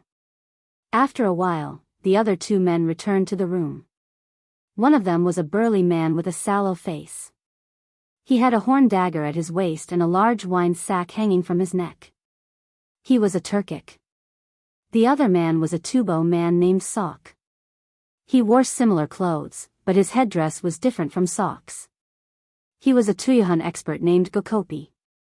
At this time, Sok was playing with a dagger in his hand. This matter may have nothing to do with our plan. If there's nothing else, back it, I hope you can keep your mouth shut. You should know how serious this matter is. Although we're not sure if the people of the Tang dynasty can start a war, if we push them too far, we'll be in trouble. You worry too much. Didn't Zhenla, that dog fart King Zhenla, flee to the Great Tang in fear? I think if King Zhenla is not a fool, his army of 300,000 must be here to take a share of the Tang dynasty. 300,000? Gecko Pai laughed disdainfully. He's such a coward. I think if the emperor of the Tang dynasty knew about this, the first person he would kill would be his father. Otherwise, why would he be grounded by Li Shimin? Don't ever mention this again. Sok glanced at the 2 of them with a cold expression. If anything goes wrong, I believe that your Khan and the Mun King will tear your tendons and skin you alive. When the 2 of them heard this, they awkwardly stopped mentioning this matter. I don't know what the higher-ups have arranged. Why are they so cautious about the Tang dynasty? Wouldn't it be easy for the 4 of us to conquer the Tang dynasty? At this moment, a young man in a purple robe silently appeared in the room through the window. When the people saw this person, they hurriedly bowed. Little Prince. The young man lay on the chair with his legs on the table and asked, "What's the horse that just went out for? Did you find out?" "I haven't found out yet." The 3 of them lowered their heads and didn't dare to speak. Even their bodies couldn't help shaking. The young man in the purple robe looked at them playfully. "Forget it. It's not important. I've already dealt with the person. He's a messenger who went to Longyu Road to deliver a letter. The dog emperor wants to eat locusts' eggs in the middle of the night. He's really stupid. Okay, you can leave now. Continue to monitor every movement in the imperial city. Don't touch King Zhenla for the time being. Now the security there is tight. Even I can't get in." Yes. What could they say? What else could they say? At this time, they had no choice but to agree. This person was Shili's eldest son, the future Khan of the Turks. How could they dare to offend him? They left embarrassedly. However, they didn't know that they were in the Tang dynasty. And they were in the deepest part of the Tang dynasty, the Honglu Temple, which was specially used to receive foreign guests. Their every move and everything that happened just now had been secretly recorded in a small notebook by the palace experts hiding in the dark. As for the person who just went out, he was a prisoner on death row. He was just a puzzle sent to them. If Li Shimin couldn't even think of this, he wouldn't be Li Shimin. After a while, in Li Shimin's bedroom, Wei Shuyu knocked on the door of Li Shimin's room. "Your Majesty, it's done. It's just as your Majesty expected." Li Shimin didn't even open the door. He looked at Zhang Feng's calligraphy and wrote something on a piece of rice paper. Hearing this, Li Shimin's expression didn't change. He said lightly, "Send an order. Keep a close watch on the Honglu Temple. Their every move must be reported at any time. Even if their servants go out, where they go and who they come into contact with, they must be reported to me as soon as possible. Wei Shuyu was silent for a moment. She asked, Your Majesty, what if they go out in the middle of the night? Li Shimin said lightly, Kill them. Yes, Your Majesty. Also, the people who go to Longyu can set off now. Let the people in Longyu chop the water wheel. There's no need to hide this matter. It's best to let the whole world know. Wei Shuyu trembled all over. She hurriedly accepted the order. Yes, Your Majesty.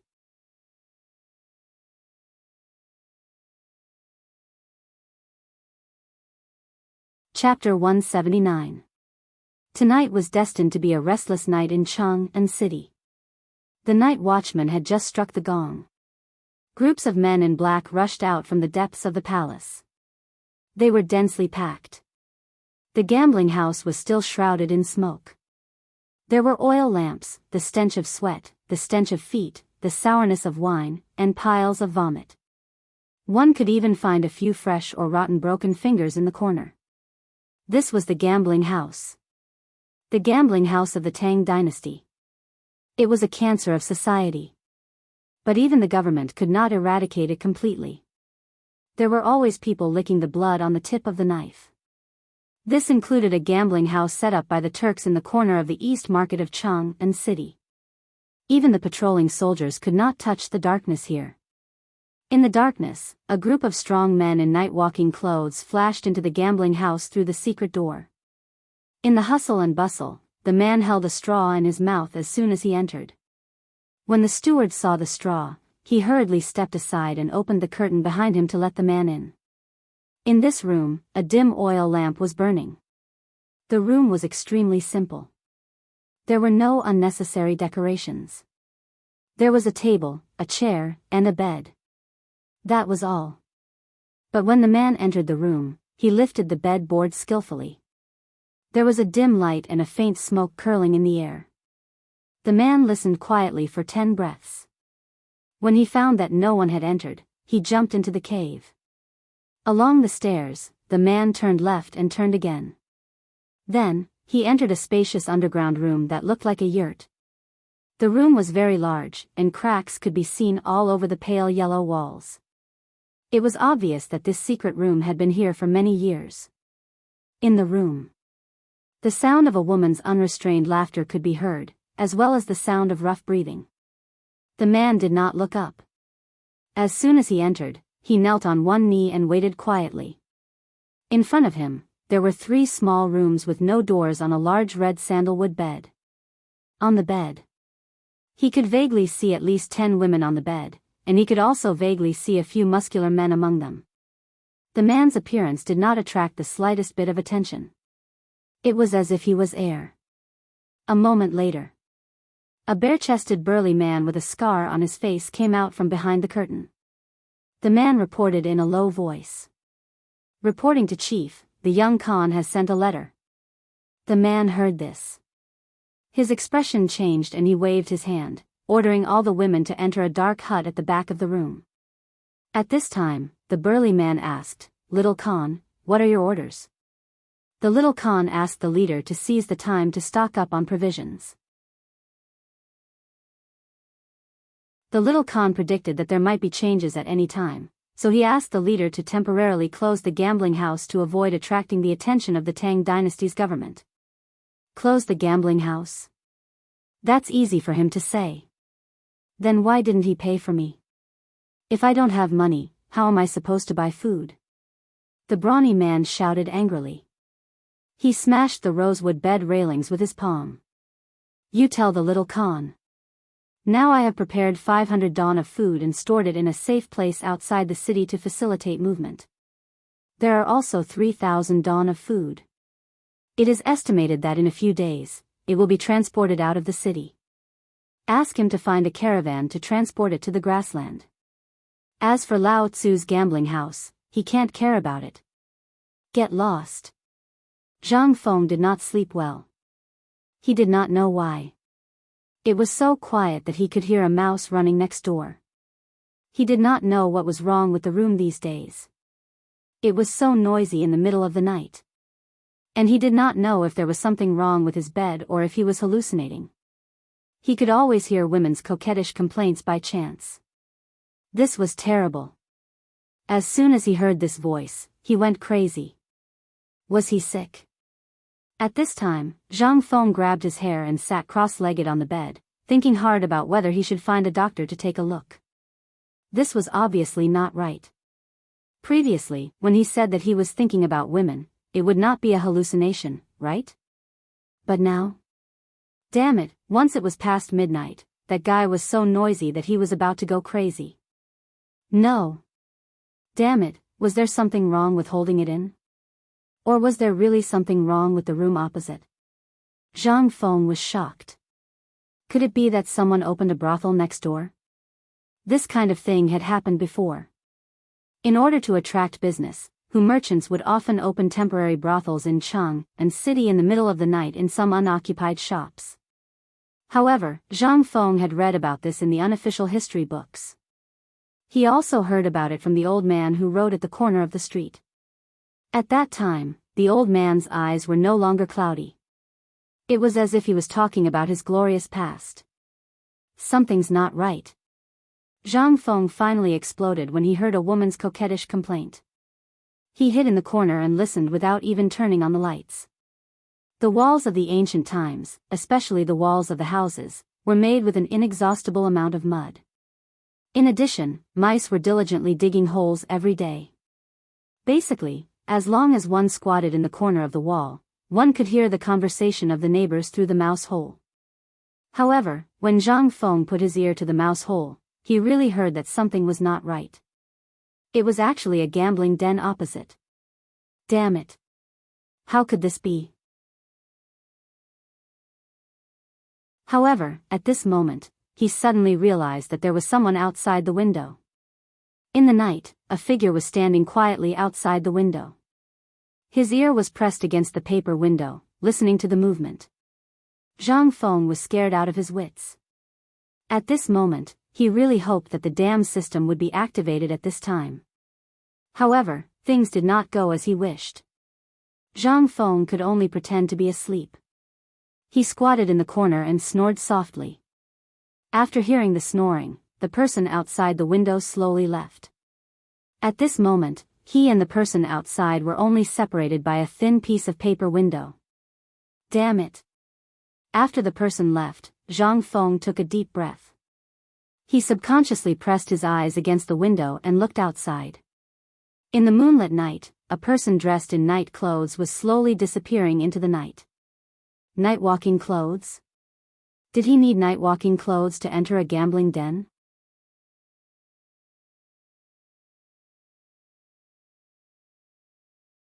Chapter 180. That night, Zhang Feng slept very badly. So much so that when the sun was high up in the sky, he still had panda eyes and mosquito kisses all over his face. He was snoring loudly in the shadow under the crooked tree. So much so that Guzi and the others came. Seeing that there was no business to be done, they covered Zhang Feng's face with a lotus leaf and left. Gulp. Gulp. After some time, Zhang Feng was so hot that he almost stopped breathing. Then, he woke up amidst the protest of his stomach. What entered his eyes was a large patch of green, which almost made Zhang Feng think that he had transmigrated again. After pondering for a long time, he realized that this thing was just a lotus leaf. Zhang Feng was so angry that he cursed Guzi and said that he was going to murder him. It also attracted a few patrolling guards. After confirming that this was a farce, the guards left with a strange expression. There was no choice. It was useless to say anything now. The most important thing was to worship the temple of the five viscera first. He yelled. The boss of a dumpling stall across the street brought a big bowl of dumplings over. He didn't even want the money and left. How could Zhang Feng be willing? While the two of them were arguing, the man who bought the dumplings became anxious. He grabbed Zhang Feng's collar and asked, "Are you going to eat it or not?" Zhang Feng was terrified. He raised his hands in surrender. Only then did the man put him on the ground in satisfaction. The Tang people were so simple. The name of a good person was useful. Even if you went out to eat, you didn't need to bring money at all. If you dared to mention money, the boss of the stall would either hold a kitchen knife, a rolling pin, or a fist as big as a sandbag to greet you. What a cute and simple person. Zhang Feng squatted on the ground, holding the big bowl and sucking the dumplings. A bowl of dumplings finally stopped his stomach from making a fuss. Zhang Feng had nothing to do again. He moved the stool to a shady place. Seeing the daughter of the boss of the dumplings staring at him, Zhang Feng waved his hand and said, "Xiaoya, come over here." "Oh." The little girl responded in a crisp voice, and then ran over eagerly. Usually, when Zhang Feng was bored to death, he would find some children to play with him in the shop. What kind of games? They were competing to see who could eat faster. Moreover, all the children were fascinated by the big mouth game that he invented. Xiaoya was only 8 or 9 years old. Because she was malnourished, her hair was still yellow like straw. She wasn't afraid when she saw Zhang Feng. She asked, "Brother, are we going to play the game of Big Mouth? Brother Guzzi and the others aren't here." "No, no, no. Look at this." As he spoke, Zhang Feng took out a piece of silver from his bosom and said, "Big brother isn't feeling well today. Help Big brother fan me, and Big brother will give you money, okay?" "No. Big brother is a good person. Daddy won't let me take your money." As she spoke, the little girl didn't even look at the pitch-black silver in Zhang Feng's hand that was full of teeth marks. That was awkward. Zhang Feng scratched his head. "Then, help Big brother fan me. When Big brother is better, I'll give you braised pork, okay?" "Okay." The deal was quickly reached. Zhang Feng lay on the recliner happily. The little girl started fanning with all her might. Although her little clothes were already drenched, at the thought of being able to eat delicious braised pork with her mother at night, Xiaoya held back her strength and started fanning with all her might. In fact, Xiaoya's father had already seen it, but he pretended not to see it. Zhang Feng was a good person. That was something that everyone on this street knew. However, Zhang Feng also had a nickname. Slacker. The super lazy kind. Moreover, he was a prodigal. He didn't run the shop properly and only knew how to sleep all day. Not to mention that, no one knew where he got the money from. Every day, he would take out a handful of money and give it away. This also made the neighbors sigh secretly. He was a good person. However, he was a poor man.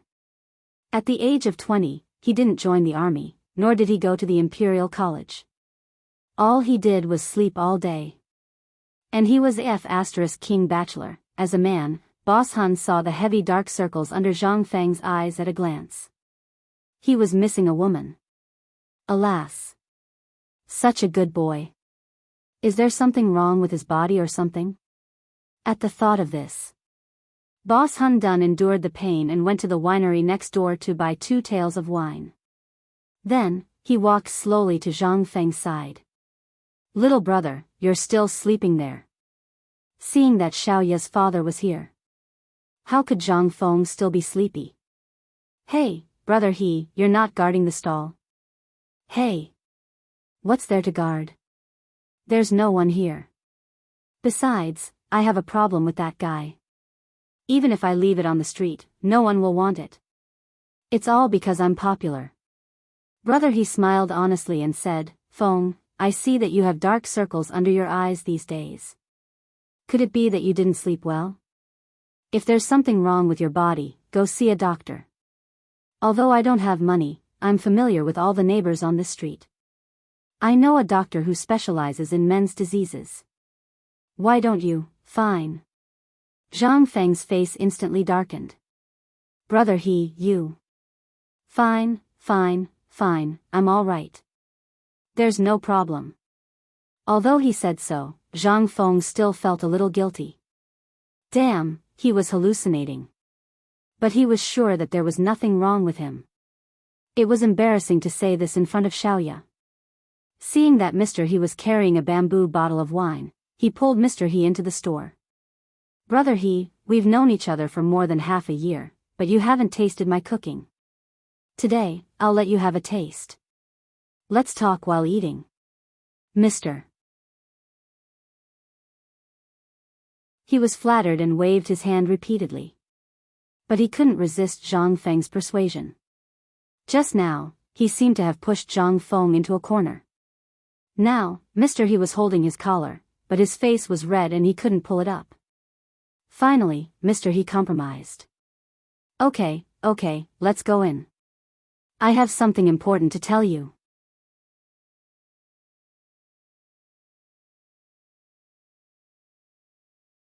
Chapter 181. There wasn't anything good in the shop. Zhang Feng simply removed a leg of lamb and washed it in a big pot. Then, he set up a firewood and burned it. A moment later, the fragrance of meat wafted in the air. Old He and his daughter, Xiaoya, widened their eyes and swallowed their saliva. Poor people basically relied on squatting in the wild to eat meat. If they could get it, it would be enough to last them for half a month. If they couldn't, they would go to the river to try their luck and see if they could catch a fish to satisfy their cravings. As for pork and mutton, they didn't even dare to think about it. Usually, the wild rabbits around Chang'an were extinct. The bigger ones hid in the depths of the Qinling Mountains. Therefore, for the commoners, they were still considered lucky.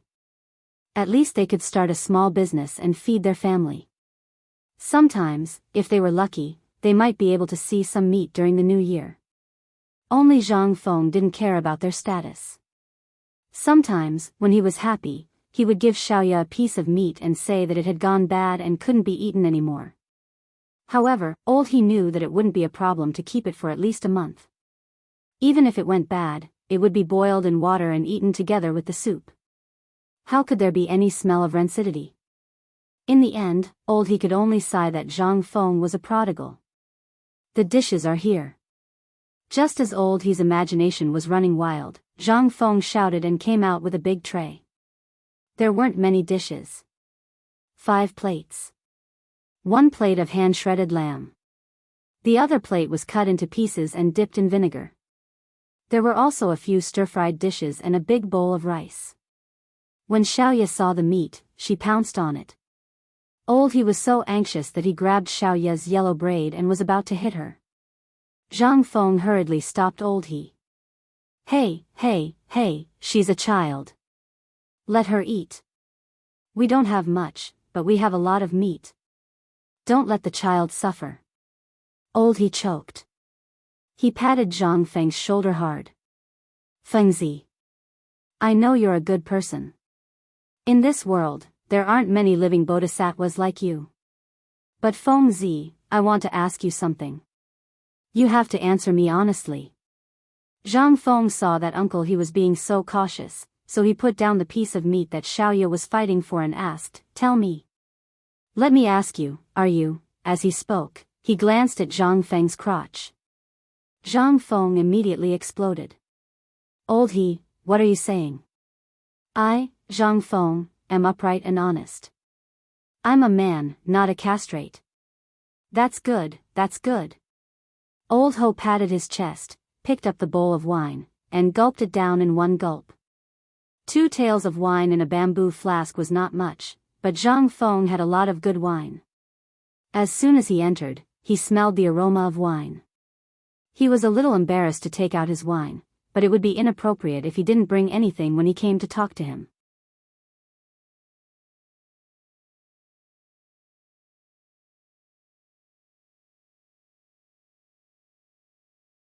Chapter 182. When Zhang Feng heard that, he immediately felt that something was wrong. No wonder. That's what I thought. Usually, the house next door was like a haunted house. Why did it suddenly become like this? Zhang Feng couldn't help but come forward and ask, Old He, I just found out that there was someone next door in the middle of the night a few days ago. Do you think the person next door was here before or recently? Old He scratched his head, picked up a lamb bone, and said while chewing, Now that you mention it, I also thought of it. This house used to belong to a rich family. I don't know what happened, but they broke the law and were chased out of Chang'an city. No one has lived here for about 5 years. However, about half a month ago, there was a black man who smelled of rank odor in front of this house. He even squatted there for a long time. Then, he saw people carrying out large carts of soil from time to time. Oh right, Go, Z and the others even dug out a few copper coins from the soil. I heard that the pile of soil under the old willow tree by the Qingshui River outside Chang and city was from this house. There weren't many people. I even saw some Huzi and Huzi. They all went in when the sky was dark. Oh right. He patted his head and scratched his sweat towel with his big oily hand. He said, one night, I went to a funeral banquet. I had nothing to do at night, so I brought food to my wife. I also saw a Turkic man wearing jewelry go in. I was drunk at that time, so I didn't pay attention to it. If you didn't mention it, I would have forgotten. He said that it was unintentional. But Zhang Feng was shocked. Damn it. What was this? This damn Turkic man was acting like a spy beside Lao Tzu. Damn it. How could this be? Damn it, seeing Zhang Feng's gloomy face, he didn't say anything. He stopped talking and went forward to ask, what's wrong? Have you been there before? What do you mean? He glanced at Zhang Feng meaningfully. So what if I've been there? I'm a man. What's the big deal about playing around? You really haven't been there? He asked in a low voice. Zhang Feng's head was as white as a rattle drum. No. Never been there. Why would I go there? If I want to go, I'll go to those big gambling houses. That would be more in line with our identity. But have you heard what's inside? Why does it always open after the curfew? This doesn't make sense. There was something strange about this gambling house. Generally, the gambling houses in Chang and city were set up by the government. There were also black market merchants, but basically, they were all registered in the government office. However, the one next to his was obviously not the case. Which legitimate casino would open in the middle of the night? This isn't right.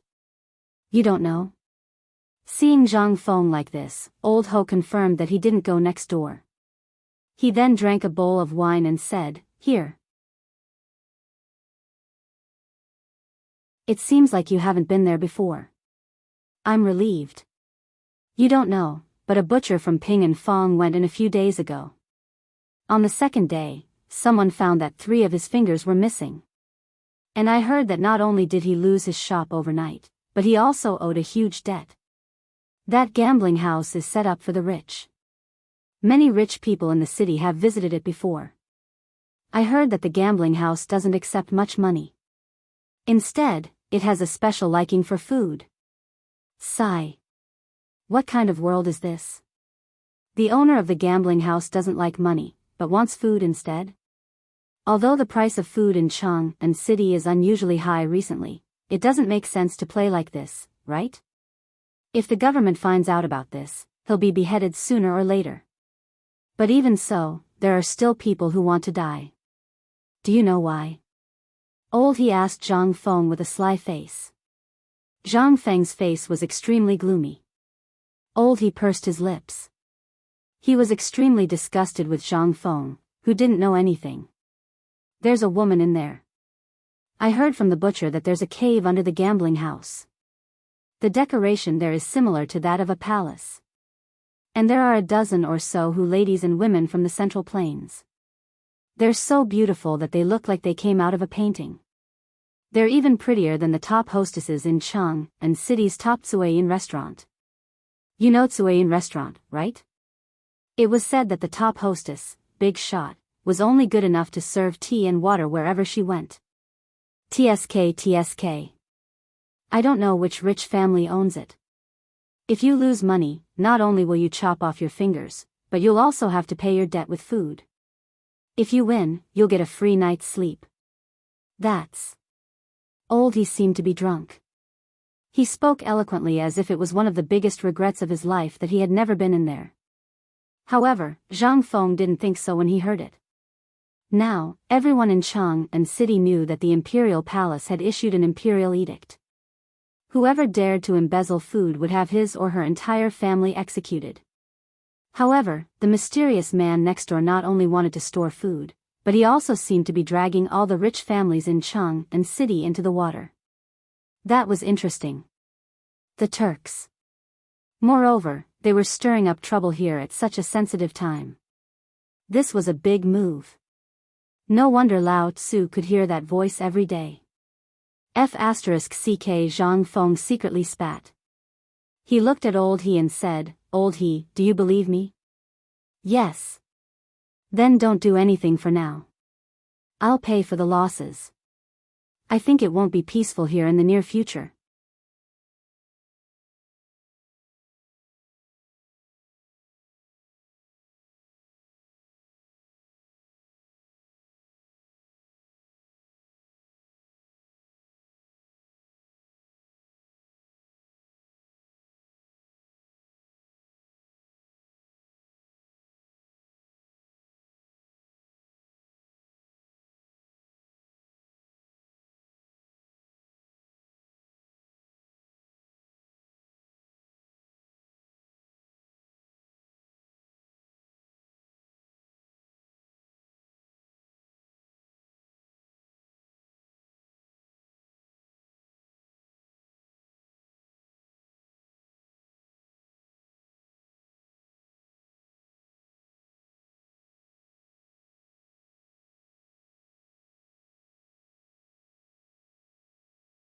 Chapter 187. Zhang Feng had the urge to cry. Status was the most taboo thing for a person. Previously, when he was with Lao Li and the others, they would ask him about this and that when they had nothing to do. However, he always played dumb. He knew that there would be a day when he could not hide it. However, there was nothing he could do.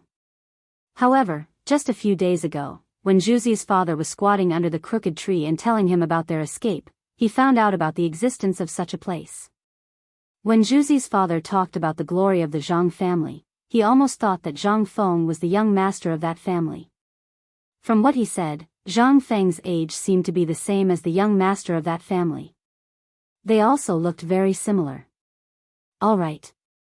Since that was the case, Zhang Feng and Zhuzi's father talked about the Zhang family in detail. Basically, the Zhang family's 18 generations of ancestors were revealed.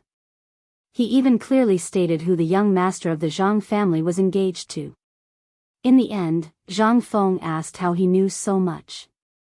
In the end, he found out that Zhuzi's father was someone who lived near the Zhang family. He worked for the Zhang family all year round. How could he not know the situation of the main family? This was the reason why Zhang Feng could casually mention these places just now. The matter was explained clearly. At this time, Zhang Feng also seemed to be very comfortable. People had to have roots. The faster they rose, the more they had to have roots. This was the origin of the so-called roots in the feudal era. Zhang Feng was someone who would enter the imperial court in the future. Even if he did not enter the imperial court, he was destined to be extraordinary. If he did not have a status, he would not be able to stand tall.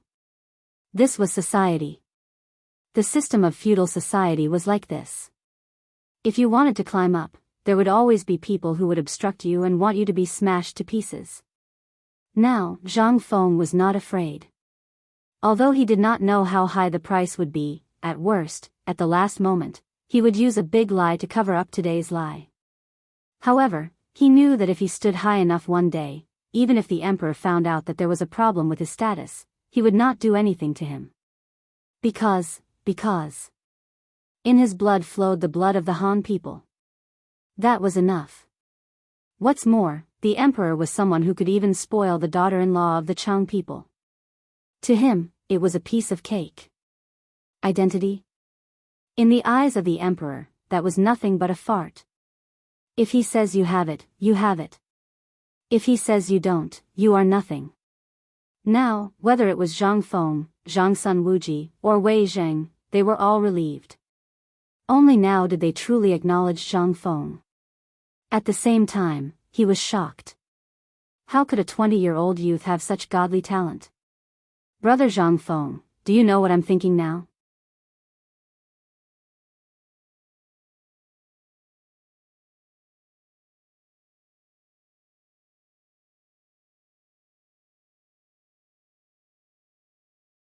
Chapter 188. What's going on?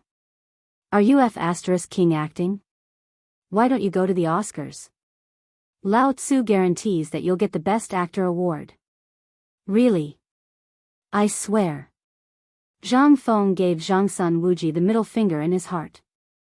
However, the corners of his mouth twitched as he asked, "Old son, do you have to do this? We're brothers. Just tell me what it is. As long as it's not life-threatening, Zhang Feng will definitely help you." Really? I'll keep my word.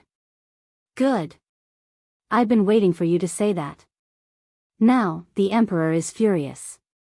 He heard that there are many Turkic spies operating in Chang'an City.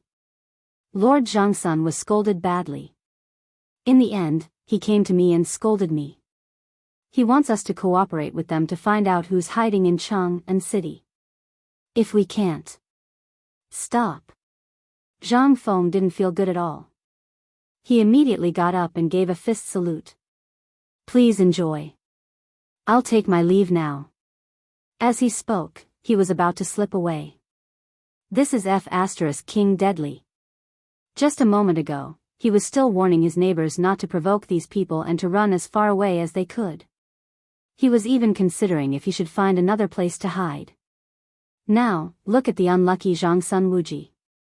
The emperor scolded you because he thinks highly of you. Just let him scold you. You shouldn't King hurt others. Now, you've King hurt others. Lao Li too. If you have nothing to do, what can't you do? Even if you wash a piece of mud in the river for fun, Lao Tzu will still praise you. Now, look at what you've done. You've flattered the wrong horse. No. You've hit the horse's balls. If you want to die, why are you dragging me into it? Wei Zheng and Zhang Sun Wuji were completely dumbfounded when they saw Zhang Feng making such a big commotion. However, when Zhang Feng opened the door and was about to go out, the two of them sped up and grabbed the back of Zhang Feng's collar to bring him back. I say, little brother. Why are you running? I need to pee. Come on. I knew you were a coward. Zhang Sun Wuji curled his lips and said, "This isn't difficult at all. I heard from Lao Li that the group of kids at the entrance of your shop are all your informants. You're really a genius to have someone like that in front of you. That's why we're here to ask you for advice. As for other matters, the officials will naturally take care of it. If you're afraid, I'll have someone send you a few well-dressed boys. By the way, my son has practiced a few moves before. Old Wei's silly son has also learned martial arts for a few years. Old Chen's son is also there. Is that enough to ensure your safety? Fine. You bunch of cheaters. You're thinking of ways to stuff your son here with me." Zhang Feng said snappily, "I'll take care of my own safety. I'll be honest with you, I'm very safe here. The most dangerous place was the safest place." Zhang Feng now felt that this sentence was really King wise.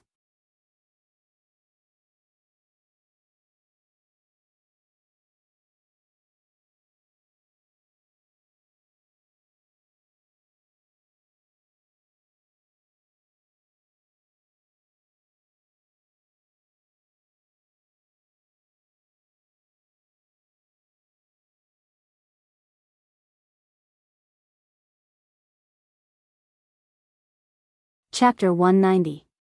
What? This, Wei Zheng and Zhang Sun Wuji suddenly had goosebumps. How could there be danger? However, the next moment, Wei Zheng immediately felt the world spinning around him. He cried sadly, "I finally know why brother Zhang Feng always spoke so strangely today. Why he was so eager to drive us away. It turns out that he didn't want us to be in danger. God. I know I was wrong." Wei Zheng wailed. Zhang Sun Wuji was not any better. Li Shimin was anxious. He grabbed Zhang Sun Wuji's collar and asked, "Tell me, what is going on?" "Your Majesty, this is what happened. We originally wanted to ask brother Zhang Feng to help us find information about the spy in Chang'an. However, Brother Zhang Feng avoided the topic. Finally, after I asked, he said that the cause of this matter was Your Majesty's stockpiling of grain. What? Li Shimin was shocked. And then? He said that Your Majesty's stockpiling of grain must be confidential. However, such a thing would be leaked by someone. This person either wanted his whole family to die or was a spy. A spy? There is a spy in my palace? Li Shimin's face was so gloomy that it was about to drip water.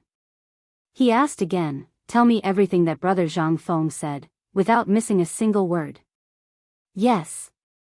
Wei Zheng and Zhang Sun Wuji said, "This matter, after we figured out Brother Zhang Feng's identity, we told him about what happened in Chang'an. Before we finished, Brother Zhang Feng wanted to run away. In the end, we caught him and held him in a chair. Then he told us what happened. The first thing he said was that there was a spy in the palace. Then he said that he was afraid of death and told us not to investigate further. People would die, many people would die. But when I told him that Zhang Sun Wuji wanted us to investigate, he said that if we wanted to investigate, we would have to go outside the city. We wouldn't be able to find anything inside the city. Also, he pointed to his head and said, 'Use it more often, or it will be gone easily.' I didn't know what was going on back then, but now, the two of them couldn't continue. Was there even a need to ask? There's no need. Li Shimin and the others were not fools. It was clear now. Can't Chang'an investigate? Why couldn't they investigate? There must be someone from the government covering for them.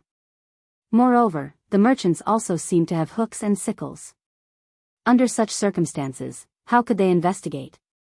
Who could find out anything? If they were to investigate now, all the clues would be lost. Prime Minister Wei, tell me, what did Brother Zhang Feng mean by going outside the city to investigate? Li Shimin thought for a while and added, could it be that he wants us to investigate from both sides? I think that might be the case. There's a saying in the military that when we surround them, we can make all the demons and monsters unable to hide.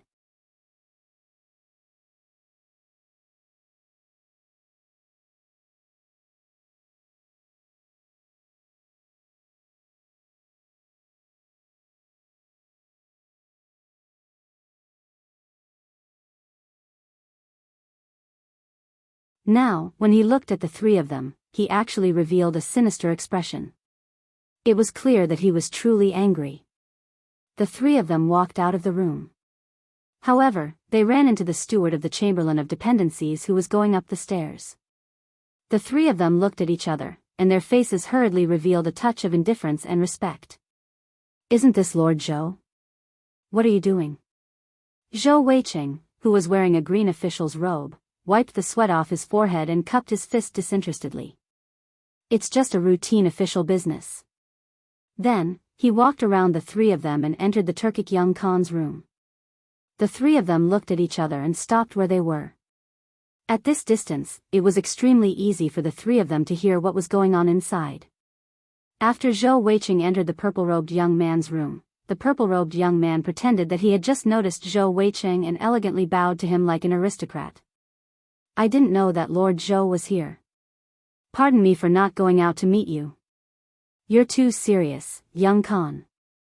I'm here on official business. Today, someone in Chang'an City discovered that someone was following Lord Zhangsun and Lord Wei Zheng. Therefore, the Emperor ordered me to come down and inform you that Chang'an has been very chaotic recently.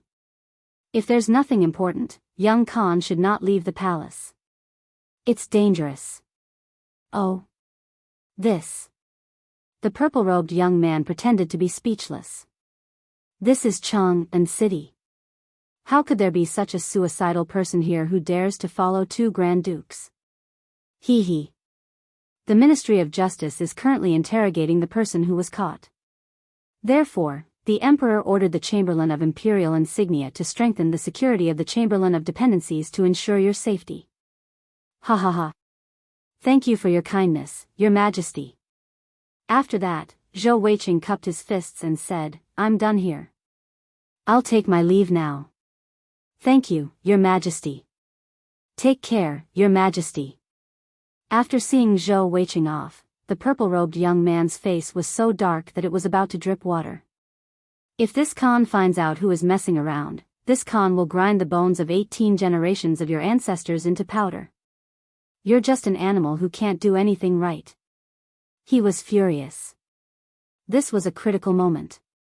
Zhang Sun Wuji and Wei Zheng are the Grand Dukes of the Tang dynasty, right? If you have nothing better to do, why the hell did you go to Chang'an City? King bastard. The purple-robed young man clenched his fists so tightly that his knuckles cracked.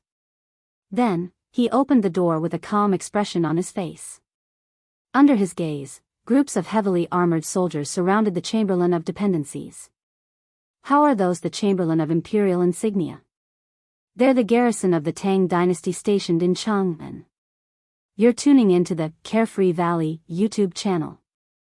Don't forget to subscribe and join us on this journey to catch the most captivating stories.